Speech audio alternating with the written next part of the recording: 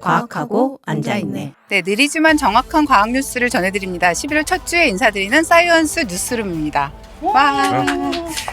저희가 보통 한 달 간격으로 이 방송을 하다 보니까 보통은 이제 어떤 일이 일어난 지 꽤 한참 후에 뭔가를 얘기하게 되죠.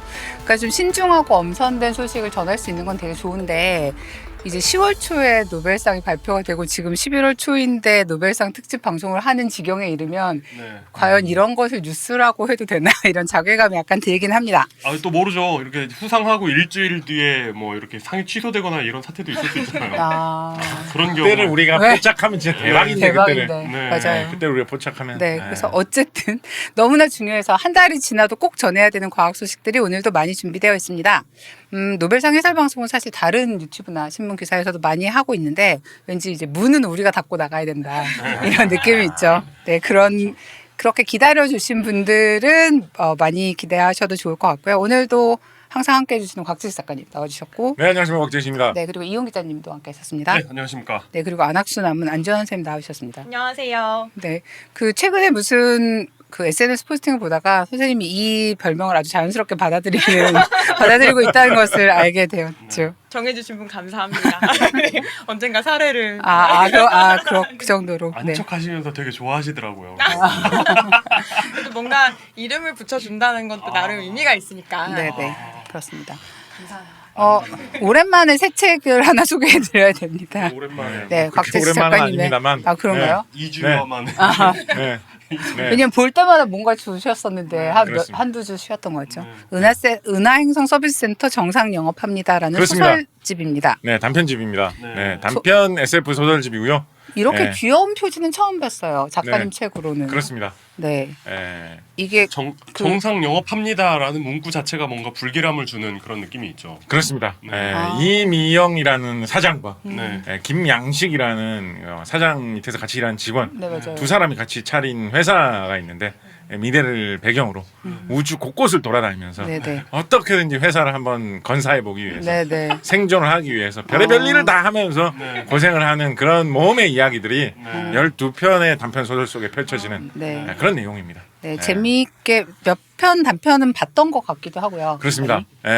이거가 또 이 역사와 전통을 자랑하는 잡지 아니겠습니까? 네, 독서평설. 독서평설이라는 곳에 연재가 되었던 것을 모아가지고 책으로 엮어서 나온 것이고요.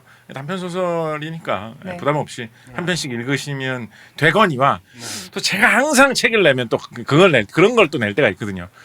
여러분 항상 봄에 처음에 혹은 연초에 계획을 세우실 때 금년에는 책을 몇 권 읽어야 되겠다 이런 목표 세우시는 분들 이제 한 11월 이쯤 되면 약간 좀 마음이 다 급하죠. 채울 수 있을까 이렇게 되기 마련이지 않습니까? 네. 그때 여러분을 도와주시는 얇은 책 살짝 읽고 나면 이것도 한 권으로 쳐야지 이렇게 할 수 있는 그런 책 또 이번에 좀 나왔거든요.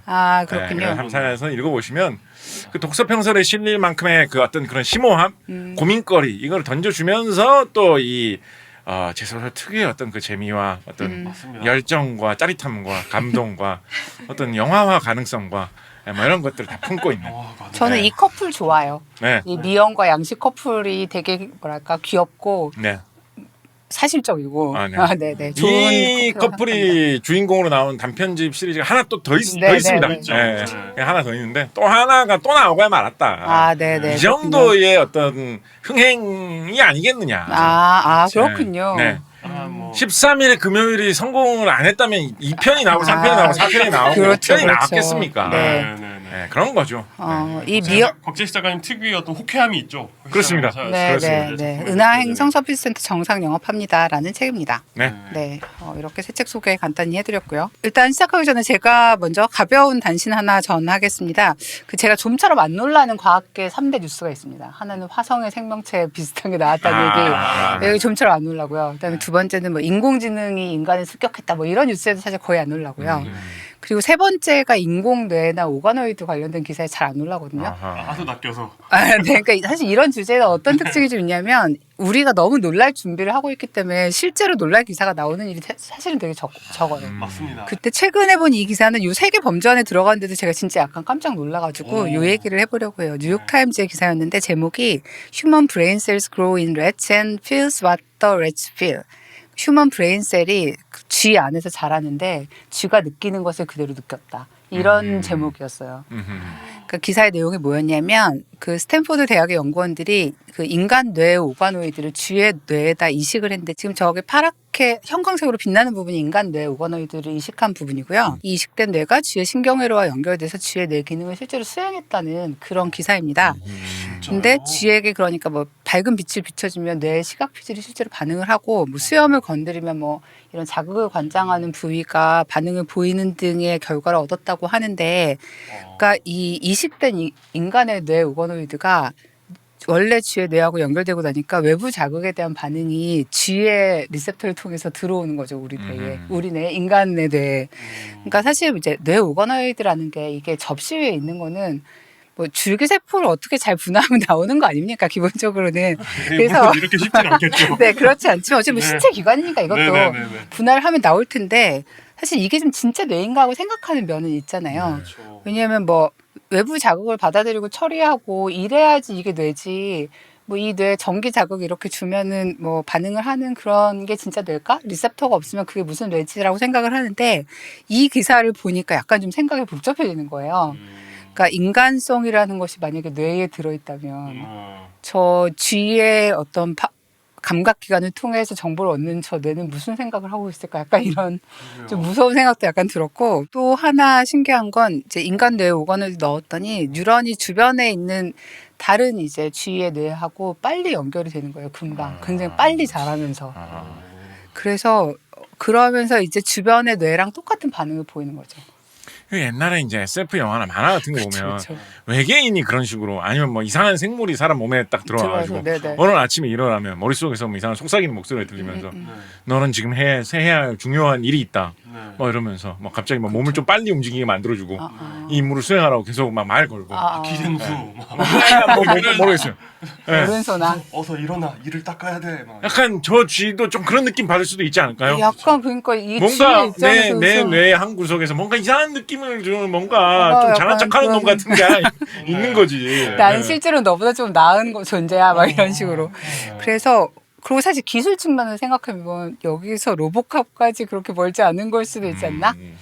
물론 멀지만. 네. 한편으로는 여러 가지 그런 그 사람이 겪는 병이나 뭐 부상 이런 것 중에 뇌가 손상돼서 생길 수 있는 그런 문제도 많이 있거든요. 네. 그런 경우에 뭐 그 사람 혹은 뭐 심지어 다른 사람의 뇌를 좀 키워가지고 뇌의 적당한 지점에 넣어주면 그렇죠. 좀 잘 회복될 수 있는 그런 식의 활용도 좀 생각해 볼 수 있지 않을까. 네, 실제로는 그게 이제 연구의 메인 목표에 가까울 것 같고요. 네.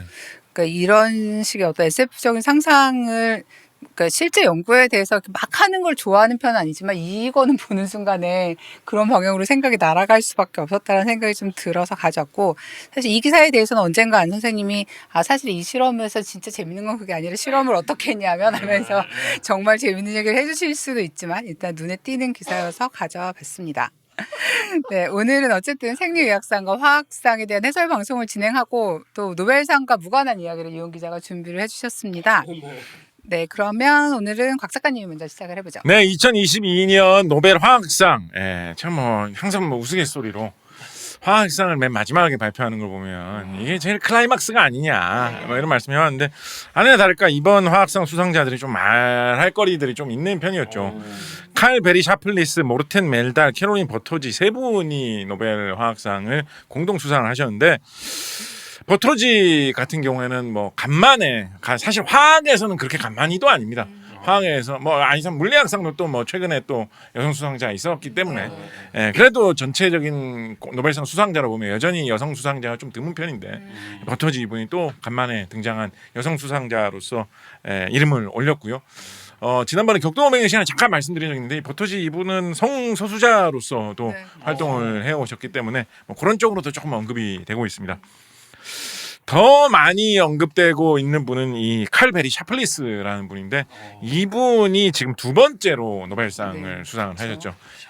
네, 2000년대 초에 노벨상을 수상을 하시고, 보통 그 정도 노벨상을 수상하고 나면 이제 그 다음부터 이제 좀 이렇게 쉬잖아요, 그죠? 근데 이분은 그 노벨상 수상하실 고무렵에 개발하신 연구 성과로 20년 동안 그게 발전해가지고 이번에 노벨상을 수상하시는 그야말로 노벨상 수상 하나 딱 그러니까 이렇게 하지는 않으셨어요. 실제적인 선관계 정확하게 따져보면. 근데 얼핏 보면 노벨상 수상 하나 딱 받고 요 정도 하면 노벨상 주는구나. 한 번 더 해봐야지라고 해가지고 그때부터 20년 또 했더니 노벨상을 진짜로 하나 더 받은 약간 이런 놀라운 성과. 다섯 번째로 노벨상 2번 수상하는 그런 놀라운 기록을 세운 분의 이름을 올리셨습니다. 뭘로 노벨상을 받으셨느냐? 우리 제목에도 나와 있었습니다만 클릭 화학이라는 것으로 노벨상을 받으셨고요. 클릭 화학. 네. 칼 베리 샤플리스하고 멜달 이 두 분이 클릭 화학의 개척자 정도로 볼 수 있고요. 그다음에 버토지라는 이분이 이 클릭 화학을 꽃피워서 굉장히 멋진 응용 분야를 만들어내면서 새로운 이분만의 또 뭐 바이오 오토가나 케미스트리 이런 식으로 얘기하는데 뭐 생체 직교 화학 뭐 이런 식의 거를 또 분파를 또 만들어내신 뭐 이런 식으로 정리를 해볼 수가 있겠습니다. 그렇다면 그 클릭 화학이란 뭐냐? 사실은 번역이 조금 잘못된 감이 있습니다. 클릭이라고 하면 한국어에서는 사실 마우스 클릭을 다 생각을 하거든요. 그렇죠. 클릭해봐라 이러면 뭐 마우스 클릭을 생각을 하지. 클릭해봐라 이러는데 뭐 종이로 딸깍 소리를 낸다거나 무슨 뭐 철판으로 딸깍 소리를 내놓고 이거 뭐 이러는 사람 아무도 없어요. 우리나라에서는. 그런데 마우스 클릭하고 사실 상관이 없습니다. 클릭화학의 어떤 보도 자료나 무슨 신문 기사 같은 걸 보면 뭐 마우스 클릭을 하듯이 간편하게 뭐 이런 식으로 나와 있는 경우도 가끔 있는데 별 좋은 표현은 아닙니다. 제가 이 화학상 관련해서 들었던 표현 중에 제일 많이 들었던 게 레고처럼 네. 이란 말하고 차라리 레고 쪽에 좀 가깝고요. 썸네일 그림에 좋은 거를 잘 갖다 쓰셨던데 어떤 느낌이냐면 이 벨트 같은 안전벨트 같은 거 잠길 때 보면 딱 밀어 넣으면 찰칵하고 한번 맞물리면 그다음부터 절대 안 떨어지잖아요. 그거를 말하는 겁니다. 그래서 그 클릭을 말하는 거예요. 그래서 딸깍 화학 내지는 뭐 짤깍 화학, 철컥 화학, 철컥 화학 같은 게 약간 우리 말에 조금 더 어감이 들어맞는 표현입니다. 그래서 철컥 화학이란 뭘 말하는 것이냐?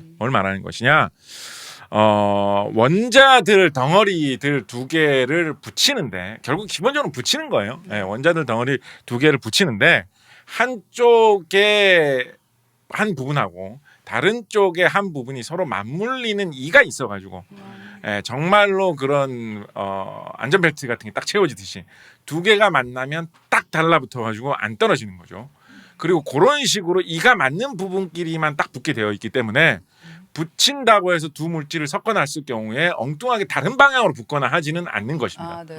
뭐 그럴 수 있잖아요. 예를 들어서 우리가 뭐 가장 쉽게 생각해 볼 수 있는 뭐 화학 반응, 어떤 물질에다가 산소 원자를 갖다 붙인다. 뭐 이런 거 생각해 보면 뭐 불을 태우면 그게 다 산소 원자 갖다 붙이는 거 아니겠습니까? 근데 웬만한 거 산소 원자를 붙여야지 이러면서 불을 태우면 그냥 다 쪼개지고 다 박살나면서 산소 원자만 아무렇게나 다 달라붙어 버리죠.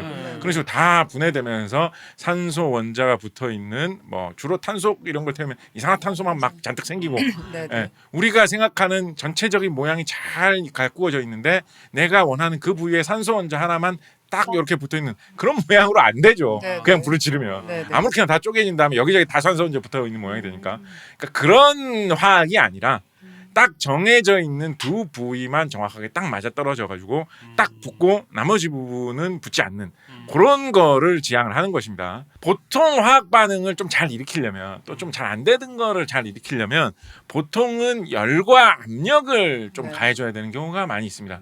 하버편에서 그 이야기 했었죠. 하버편에서 공기 중에 있는 질소를 수소하고 붙여가지고 암모니아를 만드는 걸 해야 되는데 그게 안 돼가지고 수많은 사람들이 별별 난리를 다 치고 있다가 하버가 높은 온도 높은 압력과 그때 당시에 팔라듐 촉매였던가 굉장히 희귀한 촉매를 써서 나중에는 우라늄 촉매를 사용을 해가지고 하는 방법을 개발해가지고 겨우겨우 성공하고 나서 엄청나게 좋아했다 이런 말씀 드렸는데 화학 반응이 보통 그런 식으로 해야지 일어나는 것들이 좀 많습니다. 대체로 보면 그죠? 뭐 아까 뭐 불을 태우면 산소 붙는다라는 얘기를 했었는데 불 태운다라는 것도 기본적으로는 온도를 확 높여준다라는 거거든요. 그래서 그런 것들이 많은데 이 클릭 화학이라는 것은 그렇게 높은 온도나 압력을 줄 필요 없이 그냥 적당한 온도 보통 그냥 우리 일상생활에서 하는 온도 혹은 경우에 따라서 일부러 온도를 좀 낮춰줘야 될 때도 있습니다. 그렇다고 해서 뭐 영하 100도 뭐 이렇게 낮춰주는 것도 아니고요. 그냥 적당히 뭐 한 뭐 얼음 살짝 얼 정도 그 정도 수준, 웬만한 온도에서 물질 두 개를 섞어주고 좀 기다리면 그런 것도 있어요. 특이한 용매를 사용하지 않는다. 주로 맹물 같은 거 많이 사용한다. 아니 지금 되게 약간 좀 말이 안 되는 것 같은 반응을 일으켜야 되는데 특별한 총매도 아니고 온도도 아니고. 총매는 좀 사용하는 경우가 많이 네네네. 있어요. 총매는 좀 사용하는데 그냥 맹물에다가 물질 2개 정도 넣어주고 총매 정도 적당히 넣어주면 엉뚱한 반응은 안 일어나고 우리가 원하는 딱 그 반응만 일어나는 거. 그게 클릭 화학입니다. 기본적으로는. 그러니까 클릭 화학이라는 게 말하자면 수많은 화학 반응 중에 그런 거를 골라놓은 거예요. 어떻게 보면. 그 결국 화학하는 사람들 다 그런 거 궁리합니다. 특히 이제 공업적인 실용적인 화학을 궁리하는 사람들은 어떻게 하면 그냥 높은 온도 압력 이런 거 없이 그냥 쉽게 쓱 해도 잘 화학 반응이 원하는 대로 정확하게 일어날까 다 그런 쪽으로 궁리를 하거든요. 그 중에서 잘 되는 것들 딱 그렇게 하면 될 만한 것들을 골라놓는 게 사실은 클릭 화학이라고 하면 되는데 이 샤플리스 이분은 뭘 주창을 했냐면 정말 이게 기막히게 잘 되는 거를 정해놓고 예를 들면 이런 걸 한 5-6가지 이렇게 잘 될 만한 것들을 좀 정해놓을 수가 있겠죠. 그거를 이용을 해가지고 그것들끼리의 조합을 이용을 해서 앞으로는 얼마든지 다양한 물질을 손쉽게 많이 만들어 보자 이런 거를 주장을 한 거예요. 그러니까 아까 레고라고 했을 때는 그 레고의 기본 블록들을 만들었다 약간 그런 느낌인 건가요? 그렇습니다. 그러니까 조금 더 정확하게 그렇게 말하셔도 맞고요. 조금 더 클릭 화학이라는 게 그러니까 클릭 화학을 개발했다라는 느낌보다는 클릭 화학이라는 거를 좀 정했다라는 느낌에 가깝거든요. 그래서 이런저런 화학 반응들 중에 요런 거는 이렇게 써먹기 좋은 특징이 있으니까 앞으로는 요 3개를 클릭 화학으로 정해놓고 요 3개를 이용해서 이것저것 하면 아주 손쉽게 맹물 속에서 띡띡띡 이렇게 하면 사실 실제로 보면 말처럼 절대 이렇게 쉽지 않습니다. 클릭 화학이 뭐 이렇게 된다고 하죠. 해보면 절대 이렇게 쉽지 않습니다. 클릭 화학도 힘들어요. 근데 그렇지만 그래도 딴 거에 비해서는 보통 화학 반응 시켜보면 뭘 이렇게 시키잖아요. 그러면 아까 말씀드렸던 대로 산소가 내가 원하는 위치에 붙기를 원하잖아요. 실제로는 아무 위치에나 막 다 붙거든요. 그렇게 해놓고 그렇게 만들어지는 걸 결과물을 놓고 그걸 이제 분리를 합니다. 가릅니다. 여러 가지 방법을 이용해서 뭐 무게로 나누고 정기적인 특성으로 나누고 해가지고 그 중에 5가지가 생겼는데 그 중에 10%를 차지하는 내가 원하는 물질만 골라냈다 뭐 이런 식으로 많이 하거든요. 근데 클릭 화학은 그런 게 없이 쭉 그 한쪽으로 대체로 가는 거를 많이 하기 때문에 그런 거를 정해놓고 그걸 조합해서 각가지를 만들어 보자. 그러면 뭐 물 속에서 특별한 그런 어려움 없이 다양한 방식으로 쉽게 여러 가지를 많이 만들 수 있지 않겠는가 이런 생각을 해낸 거죠. 그래서 이렇게 말만 하면 그냥 노벨상 수상하신 분이 재밌는 얘기 하시는구만 이러고 넘어가겠죠. 근데 샤플리스 이 분이 그걸로 써먹기 좋은 첫 번째 예시로 적당한 거를 하나 지목을 해가지고 많이 이렇게 퍼뜨렸어요. 이 내가 말한 이 클릭화 어느 정도인지 아느냐 예시로 요걸 한번 보자라고 하면서 하나 첫 번째 제 1번 클릭 요게 제일 많이 활용된 느낌이 있습니다. 그거 하나 퍼뜨렸는데 그거의 후속 여기 보시면 중간에 K 베리 샤플리스라고 이름이 있죠. 이름이 있죠. 그리고 한국 분들 되게 많으신 것 같아요. 그렇습니다. 제가 이 중간에 이상 이야기로 안 빠지려고 했는데 빠질 수밖에 없게 해주시는군요. 여기 보시면 제일 뒤에 있는 교신 저자분 이름이 석복장이라는 분이시죠. 이분이 카이스트 교수님이신데 제가 한창 학교를 다니면서 화학에 전인을 붙이고 열심히 공부를 할 때 저뿐만 아니죠. 학생들에게 화학을 가르쳐줬던 굉장히 훌륭하신 교수님이신데 이분이 샤플리스에 대해서 저에게 처음에 그러니까 저에게가 아니라 학생들에게 강의를 하면서 알려주셨어요. 그때 이제 샤플리스가 첫 번째 노벨상 받은 지 얼마 안 지났었기 때문에 이렇게 했다고 이러면서 알려주셨어요. 그래서 재밌게 이제 그런 것도 있구나라고 들었거든요. 첫 번째 노벨상도 약간 이런 반응하고 관련된 종류의. 그런데 이것보다는 훨씬 더 딱 봐도 좀 더 어려워 보이고 더 굉장한 겁니다. 첫 번째 노벨상은 이거 제 느낌이에요. 제가 사실 이 시야가 좁아서 그렇죠. 그러고 나서 이제 샤플리스는 요즘에는 이런 걸 하고 있다라고 하면서 이거 클릭 화학 이거를 소개를 해주셨는데 저 논문은 2006년에 이제 들어가지고 2007년 초인가에 나온 논문인데. 저 때만 해도 이제 조금 더 발전한 후인데 제가 처음에 이제 클릭 화학 이런 걸 들었을 때만 해도 제가 이제 이 시야가 좁아가지고 뭐 잘 몰라가지고 뭐 화학이 다 그렇게 반응 잘 되는 거를 원하는 거지 뭐 그거를 가지고 뭐 좀 더 쉽게 가는 거 하나 골라놨다고 해가지고 클릭 화학 뭐 말까지 멋있게 만들어가지고 뭐 하면 뭐 그게 뭐 크게 이렇게 대충 생각하고 넘어왔어요. 국장님 대단해요. 왜냐하면 방금 제가 그렇게 생각하고 아, 있었거든요. 사실 다 그렇게 생각하고 그러니까 제가 저도 전혀 그 이상 생각을 못한 거죠. 지식이 부족해가지고. 사실 뜨끔했어요. 저도 지식이 부족해가지고 그 이상 생각 못한 거죠. 장성국 교수님이 지금 정말 훌륭한 화학자로 명망 있으신 분입니다. 우리나라에 뛰어난 화학자가 지금 누가 있느냐 꼽아보면 쭉 꼽다 보면 애지간하면 누가 꼽든지 간에 한 번쯤 나올 만한 그런 분이시거든요. 그런 분이 또 학생들에게 되게 가르쳐 주려고 자상하게 가르쳐 주려고 되게 노력하시는 분이세요. 그래서 막 이런 거 많이 가르쳐 주려고 노력하셨는데 왜 저는 학교 다닐 때 대학원 다닐 때 공부 안 하고 도대체 뭘 할 생각이었을까요? 왜 막 놀궁리만 하면서 교수님이 그렇게 잘 가르쳐 주시는데 정말 우리나라의 최고의 대가께서 내가 노벨상의 업적에 대해서 설명을 해주겠다고 막 하고 계신데 자고 있고 왜 그러고 살았을까요? 진짜요? 제가 그때 공부 별로 막 좀 뺀질뺀질 막 이래가지고 뭐 하셨어요 그러면? 막 놀궁리하고 막 이랬죠. 장성국 교수님 한 번 불러가지고 저한테 막 이렇게 진지하게 얘기해 주신 적도 있어요.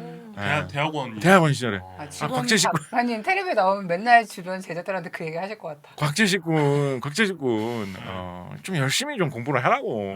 뭐 나름대로 열심히 인생을 사는 것 같은데 아니 뭐 이거 공부를 왜 이렇게 안 하냐고. 이거 하면 다 재밌는 거 아니냐고 하시는데 제가 그때만 해도 이런 화학의 진정한 재미에 깊이 빠지기 전이라 가지고 네 그렇게 하고 정말? 하고 또 그 다음에 가르쳐 주시는데 그냥 뭐 시험에 뭐 나올까 이런 생각만 하고 이런 거를 감동을 받아들일 생각을 전혀 안 했던 것이죠. 그래서 그 장성복 교수님하고 샤플리스 팀, 장성복 교수님 고 대학원생 분들하고 샤플리스 팀하고 같이 이제 썼던 논문입니다. 뭐 그렇게 막 엄청난 뒤에 파급 효과를 많이 끼친 논문은 아니에요. 그러니까 샤플리스가 이런 걸로 클릭 화학을 하면 잘 될 거다라는 거를 보여준 다음에 그럼 사람들이 이것도 해보고 저것도 해보고 막 수없이 많은 거를 다 해봤겠죠. 네네. 그 중에 하나입니다. 그러니까 저런 게 계속 쌓여 있었기 때문에 결국은 노벨상까지 오게 된 거죠. 그러면 이 분야의 연구라는 거는 저렇게 반응이 잘 나는 걸 찾는 연구인 건가요, 기본적으로? 샤플리스는 그런 걸 했던 거고요. 지금 이 논문 같은 경우에는 그래서 그 샤플리스가 제가 설명을 드릴게요. 네. 자, 제일 왼쪽을 보시면 왼쪽에 R이라고 약간의 화학을 제가 알려드리도록 하겠습니다. 네. 왼쪽에 보여드리면 R 돼 있고 이상한 뭐 1등병 계급장 같은 게 하나가 있고 아니 2등병 계급장 같은 게 있고 뭐 상병 계급장 같은 게 있는 저런 모양이 있죠, 그죠? 네. 그렇죠. 약간 그 지도에 논 마크를 그런 느낌. 논마크 이거 기억하기 참 쉽지 않은데. 역시. 저 모양에서 저런 모양이 바뀌는 마디에는 사실은 탄소 원자가 있는 거예요. 탄소 원자가 있는 건데 탄소 원자는 너무 많이 쓰이기 때문에 생략돼 있는 겁니다. 표시를 안 하죠. C를 굳이 안 쓰는 거예요. C를 굳이 안 쓰는 거예요. 저기에 그러니까 탄소 원자가 일단 R은 생각하지 말고 보면 탄소 원자가 지금 2개 있는 겁니다. 네. 2개 있는 거예요.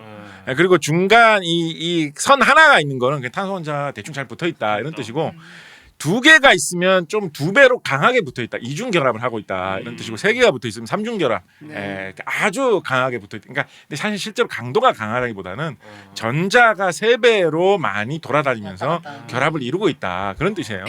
그래서 그런 모양을 이루고 있는 물질이라는 뜻이고 원자들이 R이라는 건 무슨 뜻이냐면 그 컴퓨터에서 요즘에는 그런 거 쓸 일도 잘 없죠. 그 물음표나 그 백설표 모양 같은 거 있죠. 그 뜻입니다. 무엇이든지 다 들어가도 된다. 오른쪽 끝단 모양만 저렇게 만들고 왼쪽에는 뭐든지 딴 모양이 아무거나 다 와도 된다라는 거예요. 극단적으로는 저 R 자리에 원자 3,000개가 서로 붙어서 만들어져 있는 무슨 생물 속에 들어있는 효소 사람 한 명이 저기 있어도 돼요. 사람도 결국은 거대한 하나의 화학 물질이라고 생각할 수 있으니까 저 R 자리 사람 한 명 있어도 됩니다. 근데 저 중에서 저 R 부분 제외하고 나머지 오른쪽에 있는 저 부분을 알카인이라고 합니다.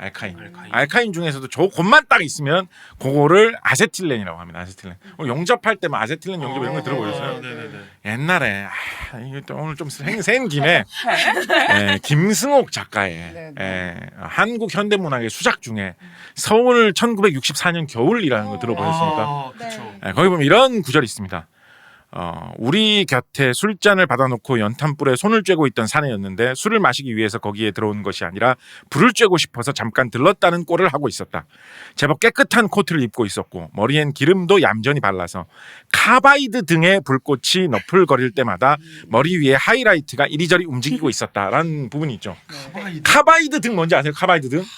들어본 거는 같은데. 카바이드 등이 뭐냐면 칼슘 카바이드나 이런 물질을 이용하면 거기에 물을 좀 끼얹어 놓으면 서서히 아세틸렌이 피어오르는 그런 성질이 있습니다.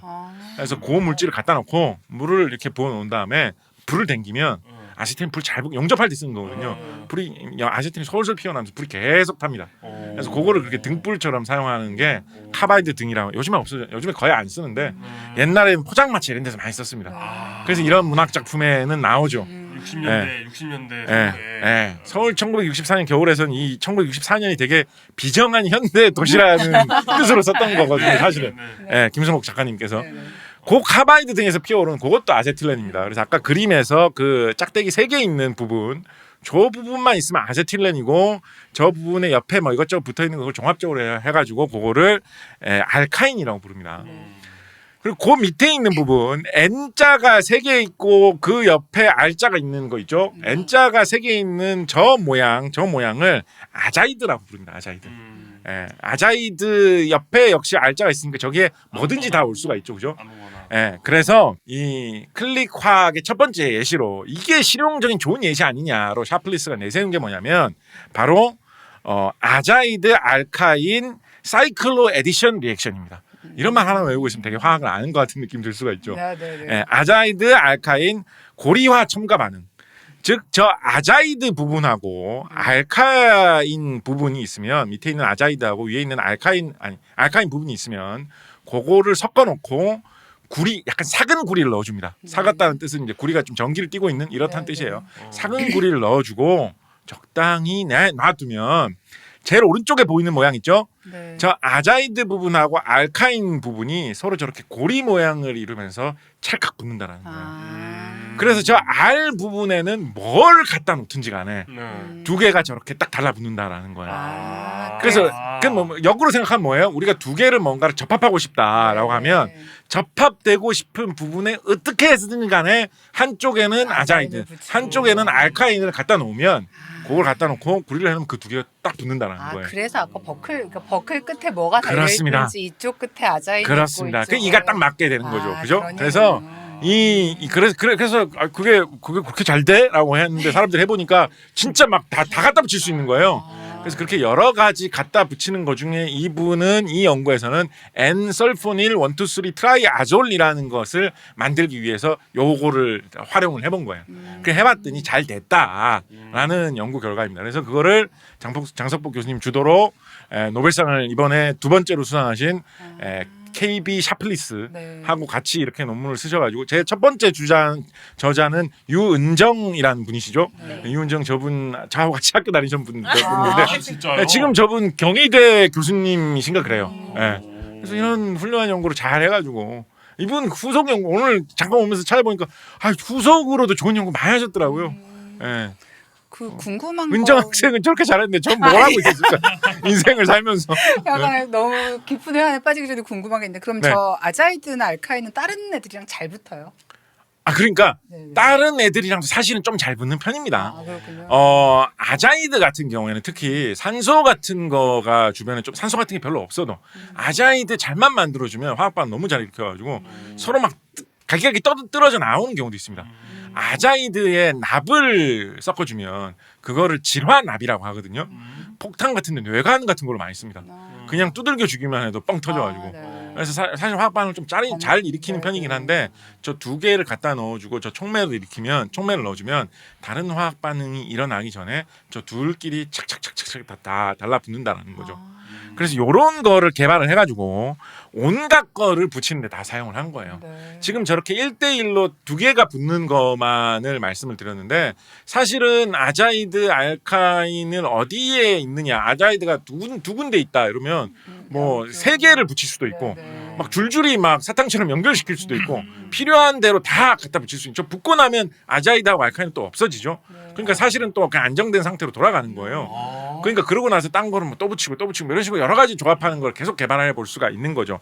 그래서 뭐 여러 가지로 활용을 하는데 좀 뻔한 용도로 생각을 하면 제일 뻔한 용도 진짜 가장 기초적인 용도로 생각하면 어떤 거 해볼 수 있냐면 보통 우리가 이런 고체 상태로 되어 있는 물질들 같은 경우에는 대체로 굉장히 많은 원자들이 붙어 있는 것들입니다. 뭐 결정을 이루고 있다, 보석처럼 보인다라고 하면 그 전체가 수없이 많은 원자들이 다 규칙적으로 붙어 있는 것이고요. 그게 아니라고 하더라도 뭐 우리가 뭐 플라스틱 덩어리다, 뭐 고무 조각이다 이런 거 하면 대체로 그 안에 들어 있는 원자 집단 하나의 크기가 탄소 뭐 수백만 개, 수십만 개가 막 붙어 있는 겁니다. 그게 막 이렇게 떡져 있는 상태로 돼 있으면 이게 잡아보기가 튼튼하고 막 이렇게 되는 거거든요. 탄소가 뭐 8개, 10개 이렇게 돼 있으면 다 그냥 액체 상태로 기름처럼 이렇게 느껴지죠. 그래서 그런 것들인데 가장 이제 실용적이고 뻔한 예로 말씀드릴 수가 있는 게 이제 고무인데 자연 고무 같은 경우에 그런 식으로 탄소 뭐 수소 뭐 이런 거 여러 가지 잡다하게 섞여가지고 보통 그런 식으로 입자 하나의 크기가 수십만에서 수백만 개 원자가 모인 정도의 크기입니다. 그래서 물론 말랑말랑한 이런 우리가 생각하는 그 고무 모양이 돼요. 생고무 모양. 근데 생고무는 어떤 특징이 있냐면 그렇기 때문에 조금 온도가 따끈해지면 줄줄 흘러내립니다. 그래서 옛날에는 생고무가 이걸 갖고 뭐 좋은 걸 만들면 좋을 것 같은데 만들기가 뭐 좋지 않았죠. 잠깐만 조금만 온도가 높으면 날씨 좀 더워지면 녹이고 냄새 막 나고 막 이렇게 되니까 그래가지고 그냥 뭐 애들 장난감 공으로 사용하고 원래 아메리카 대륙에 있던 거잖아요 고무라는 게. 그래서 아메리카 대륙의 어린이들은 그냥 장난감으로 사용하던 거였거든요. 타이어를 만들겠다 이런 생각 별로 안 하고. 아즈텍 전사들이 그 허리로 공치는 그런 놀이. 뭐 그런 걸로만 사용했거든요. 그런데 구디어라는 사람이 이름만 들어도 딱 오지 않습니까? 고무 느낌 드는 이름 아닙니까? 날개 달린 신발. 얘들아 올해는 구디어라는 사람이 거기다가 황을 좀 섞어주면 그 고무 입자와 입자들이 황을 매개로 해가지고 서로 연결된다는 걸 발견한 거예요. 그래서 적정한 황을 섞어주면 고무가 안 녹고 탱탱해진다라는 걸 발견한 거죠. 그래서 지금도 그거를 벌카나이제이션, 가황 공정이라고 얘기하는데 우리 해적 케이블 할 때 이야기 한번 했습니다. 그래서 이제 옛날에 전선 피복 같은 거 입힐 때 고무칠을 한 다음에 황 섞어주고 이렇게 한번 찌면 황이 거기에 이제 쫙 고무 입자들을 붙여가지고 탱탱하게 만들어주는. 옛날에 뭐 고무신 같은 거 만들 때도 그런 식으로 했어요. 고무로 이렇게 모양을 잡아준 다음에 황 섞어주고 한번 찌면 고무가 입자들을 다 붙여가지고 탱탱하게 해주거든요. 자, 근데 이건 어디까지나 황을 이렇게 아무렇게나 섞어놓고 그냥 적당히 잘 붙어라 이렇게 하면 이제 적당하게 잘 붙으면 이제 그런 고무의 성질이 나오는 거지 않습니까? 그런데 이 클릭 화학을 이용을 해가지고 정교하게 잘 계산을 해가지고 만들면 우리가 원하는 위치에서 딱 우리가 원하는 만큼만 입자들끼리 딱 달라붙게 할 수가 있죠. 그래서 완벽하게 우리가 교묘하게 생각한 정도만의 특성을 가진 그런 플라스틱 재료, 고무 같은 재료를 만들어낼 수 있는 거예요. 이해되세요? 예를 들어 반응이 100%가 일어나요? 재료가 하나도 낭비가 안 되고 거의 그런 거를 의도하는 거예요. 클릭 화학이라는 거는 부산물도 거의 안 생긴다라는 걸 이 얘기 실제로 해보면 생깁니다. 근데 그거를 딴 화학 반응에 비해서는 그런 걸 생각하는 거거든요. 그래서 그렇게 해가지고 뭐 완벽하게 우리 애가 통제된 정도의 딱 요 정도 조건에 맞는 그러니까 그런 거 생각해 볼 수 있잖아요. 아주 얇은 정도지만 살짝 흐뭇거리는 정도의 막을 교묘하게 만들어가지고 예를 들어서 뭐 더러운 거는 안 통과시키고 깨끗한 물만 나오게만 이런 거 생각해 볼 수 있잖아요. 그런 거 만드는 뭐 이런 거 뭐 얼마든지 생각해 볼 수 있다는 거예요. 그게 제일 뻔하고 쉽게 이용하는 방법이고 조금 더 현란하게 사용을 하면 어떤 걸로 사용할 수 있냐면 이런 이론으로 분자 이런 걸 따져가지고 이론으로 약을 개발하는 가장 설명하기 쉬운 방법 중에 뭐가 있냐면 효소의 이니비터, 효소의 억제제를 만드는 방식이 있습니다. 네. 자, 예를 들어서 어떤 뭐 바이러스가 우리 몸에 바이러스 세균 같은 게 우리 몸에 침입을 해왔는데 사람 막 갉아먹는 이상 효소를 그 세균이 뿜는다. 네. 사실 그런 세균은 의외로 별로 없어요. 네. 세균이 사실 몸에 들어오면 그냥 세균이 사람 몸에 면역 반응을 많이 일으켜가지고 네. 사람 힘들어지는 경우가 많거든요. 네. 가끔 뭐 그런 거 있을 수 있겠죠. 사람 몸에 들어와가지고 사람 몸을 갉아먹는 이상한 효소를 막 뿌린다. 그래서 사람 몸이 막 아파진다 이런 거 있을 수 있겠죠. 근데 예를 들어서 그 효소라는 게 수천 개 수만 개의 원자가 다 달라붙어가지고 교묘한 모양을 이루고 있는 겁니다. 그래서 거기에 뭐 무슨 모양이라고 할까요? 어떤 모양? 아무 모양이나 얘기해 주시죠. 별 모양. 별 모양. 네. 별 모양의 어떤 공간이 있는 거예요. 별 모양이 움푹 들어간 공간이 있는 거예요. 네. 그래서 그 별 모양의 움푹 들어간 공간이 사람 몸의 일부에 달라붙어 가지고 그 별 모양이 마치 입처럼 사람을 갉아먹는다. 사람 몸을 이루고 있는 원자를 짤깍짤깍 잘라 나간다. 이런 식으로 효소가 작동하는 거다라고 생각해 볼 수가 있죠. 그러면 뭘 생각을 해볼 수가 있냐면 그 별 모양에 꼭 맞게 들어가 가지고 안 빠질 것 같은 그런 원자들의 뭉침을 잘 만들어 가지고 먹여주면 그게 그 별 모양 효소들을 다 틀어 막아 가지고 더 이상 작동 못하게 막아버리겠죠. 쪽쪽이처럼. 그렇죠. 쪽쪽이는 뭐 애를 어떻게 기르신 것입니까? 쪽쪽이 뭔지 모르겠지만 아무튼 나도 네, 뭔지 알아. 약간 그런 맹견의 입마개 같은 느낌. 아니면 뭐라고 할까요? 물 새는 곳을 틀어 막는 어떤 그런 뚜껑 마개 같은 네, 느낌. 네, 네. 그런 식으로 되게 틀어 막으면 그 효소의 기능을 막을 수가 있어요. 아, 그러네요. 그래서 뭐 그뿐만 아니라 우리 몸의 모든 효소를 다 그런 식으로 통제할 수 있다라는 발상을 갖고 있거든요. 네, 네. 자 그러면 일단은 그 효소가 정확하게 어떤 모양을 이루고 있는지 알아내야 되겠죠. 네, 네. 그럼 어떻게 알아낼까요? 우리 도로시 호지킨 편에 했어요. 제일 널리 쓰이고 있는 방법, 그걸 결정을 키워가지고 네, 네. X선 결정 결정. 분광법으로 이렇게 하면 알아낼 수 있죠. 네. 그리고 최근에 나오고 있는 얘기는 X선 결정 분광법으로 굳이 안 해도 구글이 그렇죠. 알파폴드가 네, 그렇죠. 인공지능이 그냥 예상을 해줄 거다라는 뭐 그런 것도 있죠 요즘에는. 네, 네. 그래서 그 모양을 알아내요. 그러면 어떤 모양을 틀어 막으면 될지를 알 수가 있잖아요. 그러면 그 모양에 들어갈 수 있는 가장 기본적인 작은 조각들 중에서 아자이드하고 알카인이 있는 것들을 수만 개의 화학물질 목록들을 보면서 네. 쭉 이렇게 살펴보면서 골라 놓는 거예요. 네, 네. 자, 그래서 요걸로 별 모양의 위쪽에 튀어나온 부분 만들고 요걸로 별 모양의 중간 부분을 만들어 가지고 다 아자이드 알카인이 있으니까 클릭 케미스트로 딱 붙이면 별 모양으로 딱 붙겠구나 라고 해가지고 그렇게 섞으면 그대로 딱 붙거든요.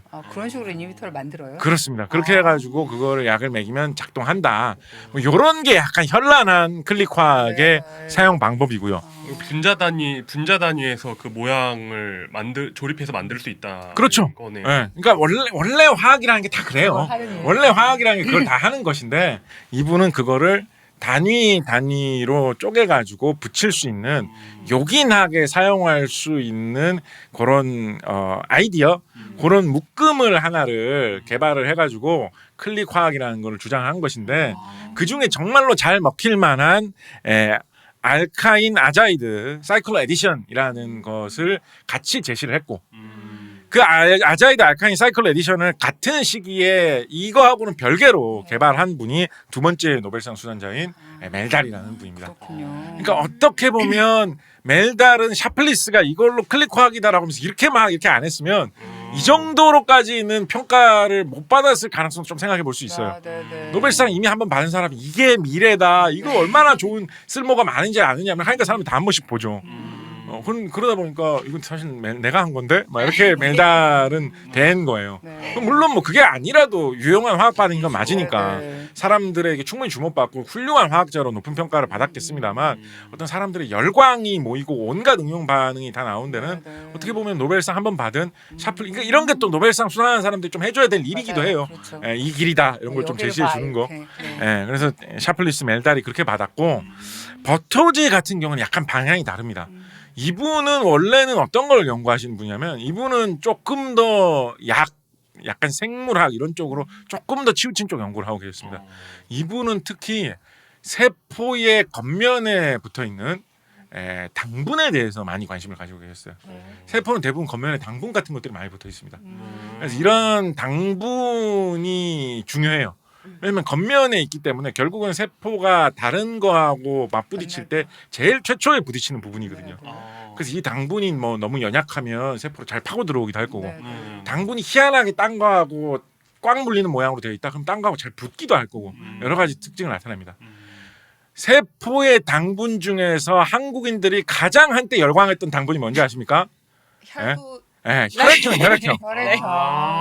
혈액형 ABO라는 게 혈액형 피 속에 들어있는 세포의 겉면에 붙어있는 당분이 뭔가를 말한 것일 뿐입니다. 그러니까 그 혈액세포 뭐 적혈구나 이런데 그런 것들이 있으니까 이게 뭐 면역 반응이 일어나고 안 일어나고 뭐 이런 얘기를 하는 당분 거군요. 차이입니다. O형 유형화되어 있는 거죠. O형 당분이 좀 단순하고요. 네. A형 당분이 조금 더 복잡하게 생겼습니다. AB형은 B형 당분도 A형하고 비슷하게 복잡하게 생겼는데 살짝 다르게 생겼고요. AB형 둘 다 있는 것이고 그걸 가지고 무슨 뭐 성격을 뭐 하여튼 그게 당분이에요. 그 버터지 이분은 이 당분을 많이 연구를 하시려고 했어요. 이 당분이 이게 파고들 게 많거든요. 심지어 어떤 것 버터지 이분이 실제로 연구하신 분야인데 어떤 것도 생각을 해볼 수가 있냐면 사람이 뭐 암이 생긴다라고 하면 암은 세포가 좀 달라졌으니까 아무래도 당분도 좀 달라질 수 있겠죠. 그러면 그 당분이 뭔지를 감지해낼 수 있는 어떤 뭐 그런 기술을 개발하면 이 사람이 암이 걸렸는지 안 걸렸는지도 알아낼 수 있고 말씀하신 대로 그것만 골라내서 제거하는 어떤 그런 걸 개발하면 버터지 이분은 어디에 어떤 쪽으로 좀 관심이 많으셨냐면 우리 몸에는 면역 세포가 있어가지고 몸에 나쁜 거는 알아서 잡아 먹어주지 않습니까? 그걸 생각을 한 거예요. 암 세포의 당분을 면역 세포가 잘 잡아먹을 것 같은 세균 당분 같은 거하고 비슷한 모양으로 좀 바꿔줄 수 있다면 그냥 별도의 무슨 험한 치료 같은 걸 안 해도 저절로 사람 면역 세포가 암을 다 없애주지 않겠는가? 사람의 면역 세포가 암을 병균으로 인식하게만 해준다면 그걸 실제로 현실적으로는 어떻게 되어 있냐면 사실은 사람의 면역 체계가 잘 발달되기 때문에 그런 걸 실제로 사람 몸이 해주거든요. 사람 몸 면역 세포가. 근데 암 세포가 꼬여가지고 이렇게 생기다 보면 그거를 통과하는 형태로 변형이 될 때가 있습니다. 그럼 이제 아무도 그거를 잡아먹지 않고 쑥쑥 암이 크게 되는 거죠. 근데 그거를 다시 막아주는 약을 개발해가지고 면역세포가 잡아먹게 되돌려준다면 겉면 당분을 그러면 해결되지 않을까. 그런 연구를 버터지 이분이 직접 하셨어요. 그런 거를 연구하다가 이분이 뭐를 개발하셨냐면 이 당분의 한쪽에다가 알카인이나 아자이드를 붙이고 그 다음에 내가 붙이고 싶은 물질의 한쪽에 아자이드 알카인이 있으면 그 두 개가 딱 달라붙겠죠. 그래서 그 두 개를 연결을 해가지고 무슨 짓이든지 할 수 있을 것이다 라는 생각을 해낸 거예요. 자, 그런데 하나의 난관이 있었는데 어떤 점이 난관이었냐면 이 처음에 유행하던 방금 전에 논문에서 보여드렸던 우리의 유은정 학우님께서 열심히 공부를 한 유은정 교수님이시죠 지금은. 열심히 공부를 해서 훌륭한 학자로 성장하시는데 한 계단이 작가님도 교수님이시잖아요. 한 계단이 되기도 했었던 그 논문에서도 널리 사용되고 있던 방법은 아까 뭐라고 그랬죠? 삭은 구리 전기를 띤 구리 이온을 사용하는 방법입니다. 뭐 흔하게 구할 수 있는 거고 그렇긴 한데 이 사람한테 넣어주면 좀 뭔가 독성이 있을 수 있거든요. 구리 같은 경우에 아주 카드뮴 이 정도는 아닌데 우리나라의 폐기물 공정시험 기준이라는 것에서도 구리는 쓰레기 버릴 때 실험을 해가지고 함부로 버리지 못하도록 시험 기준이 마련되어 있습니다. 환경과 교수님. 그렇습니다. 그래서 뭐 제가 구리 관련돼서 아는 게 그런 거밖에 없어서. 근데 생각해 보면 뭐 항균 필름 이런 거에 다 구리 들어 있는 거 보면은 그게 그만큼 안 좋다는 거거든요. 그러니까 저게 몸에는 좋을까 뭐 이런. 그러니까 사람 몸에 들어오면 안 좋을 수 있을 수 있는 가능성 내포하고 있다는 뜻이거든요. 그래서 구리를 써서는 사람 몸에서 그렇게 하기에는 사실 좋지 않거든요. 근데 이분이 사이클로옥타인이라는 물질을 이용을 해가지고 그 물질을 살짝 개조한 물질을 이용을 해가지고 이런 구리를 사용하지 않고도 두 개를 붙이는 딴 물질을 이용해서 붙이는 방법을 또 제안을 같이 해가지고 실험을 해가지고 성공을 시킨 거예요. 굉장한 거 아니에요? 그러면? 그렇죠. 그래서 이거를 생명체 내부에서 사용할 수 있게 된 거예요. 그래서 이분은 이거를 어디에 사용을 하셨냐면 아까 우리가 봤던 거하고 되게 아까 최 팀장님 설명해 주셨던 그 G 실험 그거하고 상당히 밀접한 관련이 있는 겁니다. 아까 보면 사람 뇌만 뭐 번쩍번쩍거리는 딴 색깔로 보였잖아요. 그거 어떻게 할까요? 사람 뇌에 칠을 해가지고 넣을까요? 어떻게 할까요? 보통 사람 뇌에다가 형광이나 색깔을 띌 수 있는 물질을 붓도록 만들거든요. 근데 그렇게 할 수 있는 좋은 유용한 방법으로 요 클릭 화학을 이용을 한 거예요. 형광을 띌 수 있는 색깔을 봤을 때 잘 관찰될 수 있는 그런 물질하고 동물의 세포의 겉면에 당분하고 붙이는 수단으로 이거를 사용한 거죠. 클릭 화학을. 그래서 붙게 만들어가지고 이분은 잘 붙거든요. 이렇게 하면 딱딱 잘 붙거든요.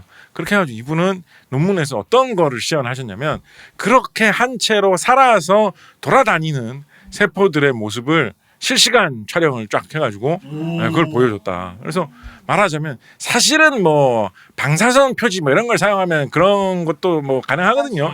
이전에. 근데 이런 식으로 형광 표지라고 합니다. 이런 식으로 눈으로 관찰될 수 있는 거를 살짝 달아가지고 어떤 특정 물질이나 세포가 어떻게 돌아다니는지 추적할 수 있는 그런 기술로 활용을 할 수 있는 길을 열었고 형광 표지 이런 거 딴 방식으로 여러 가지를 많이 합니다. 그죠. 요새 최근에 뭐 예를 들어 그런 종류의 사진이나 영상들이 다 이 방식으로 하는 건 네. 근데 형광 표지라는 거 여러 가지 방식으로 하는데 이분이 그거 만드는 굉장히 좋은 방법 하나를 확보를 했고 사람의 몸 속에서 사람의 몸에 별 해를 입히지 않고 두 개의 물질을 붙일 수 있다라는 거를 개척했다는 더 근본적인 이유가 그런 거를 뚫었죠.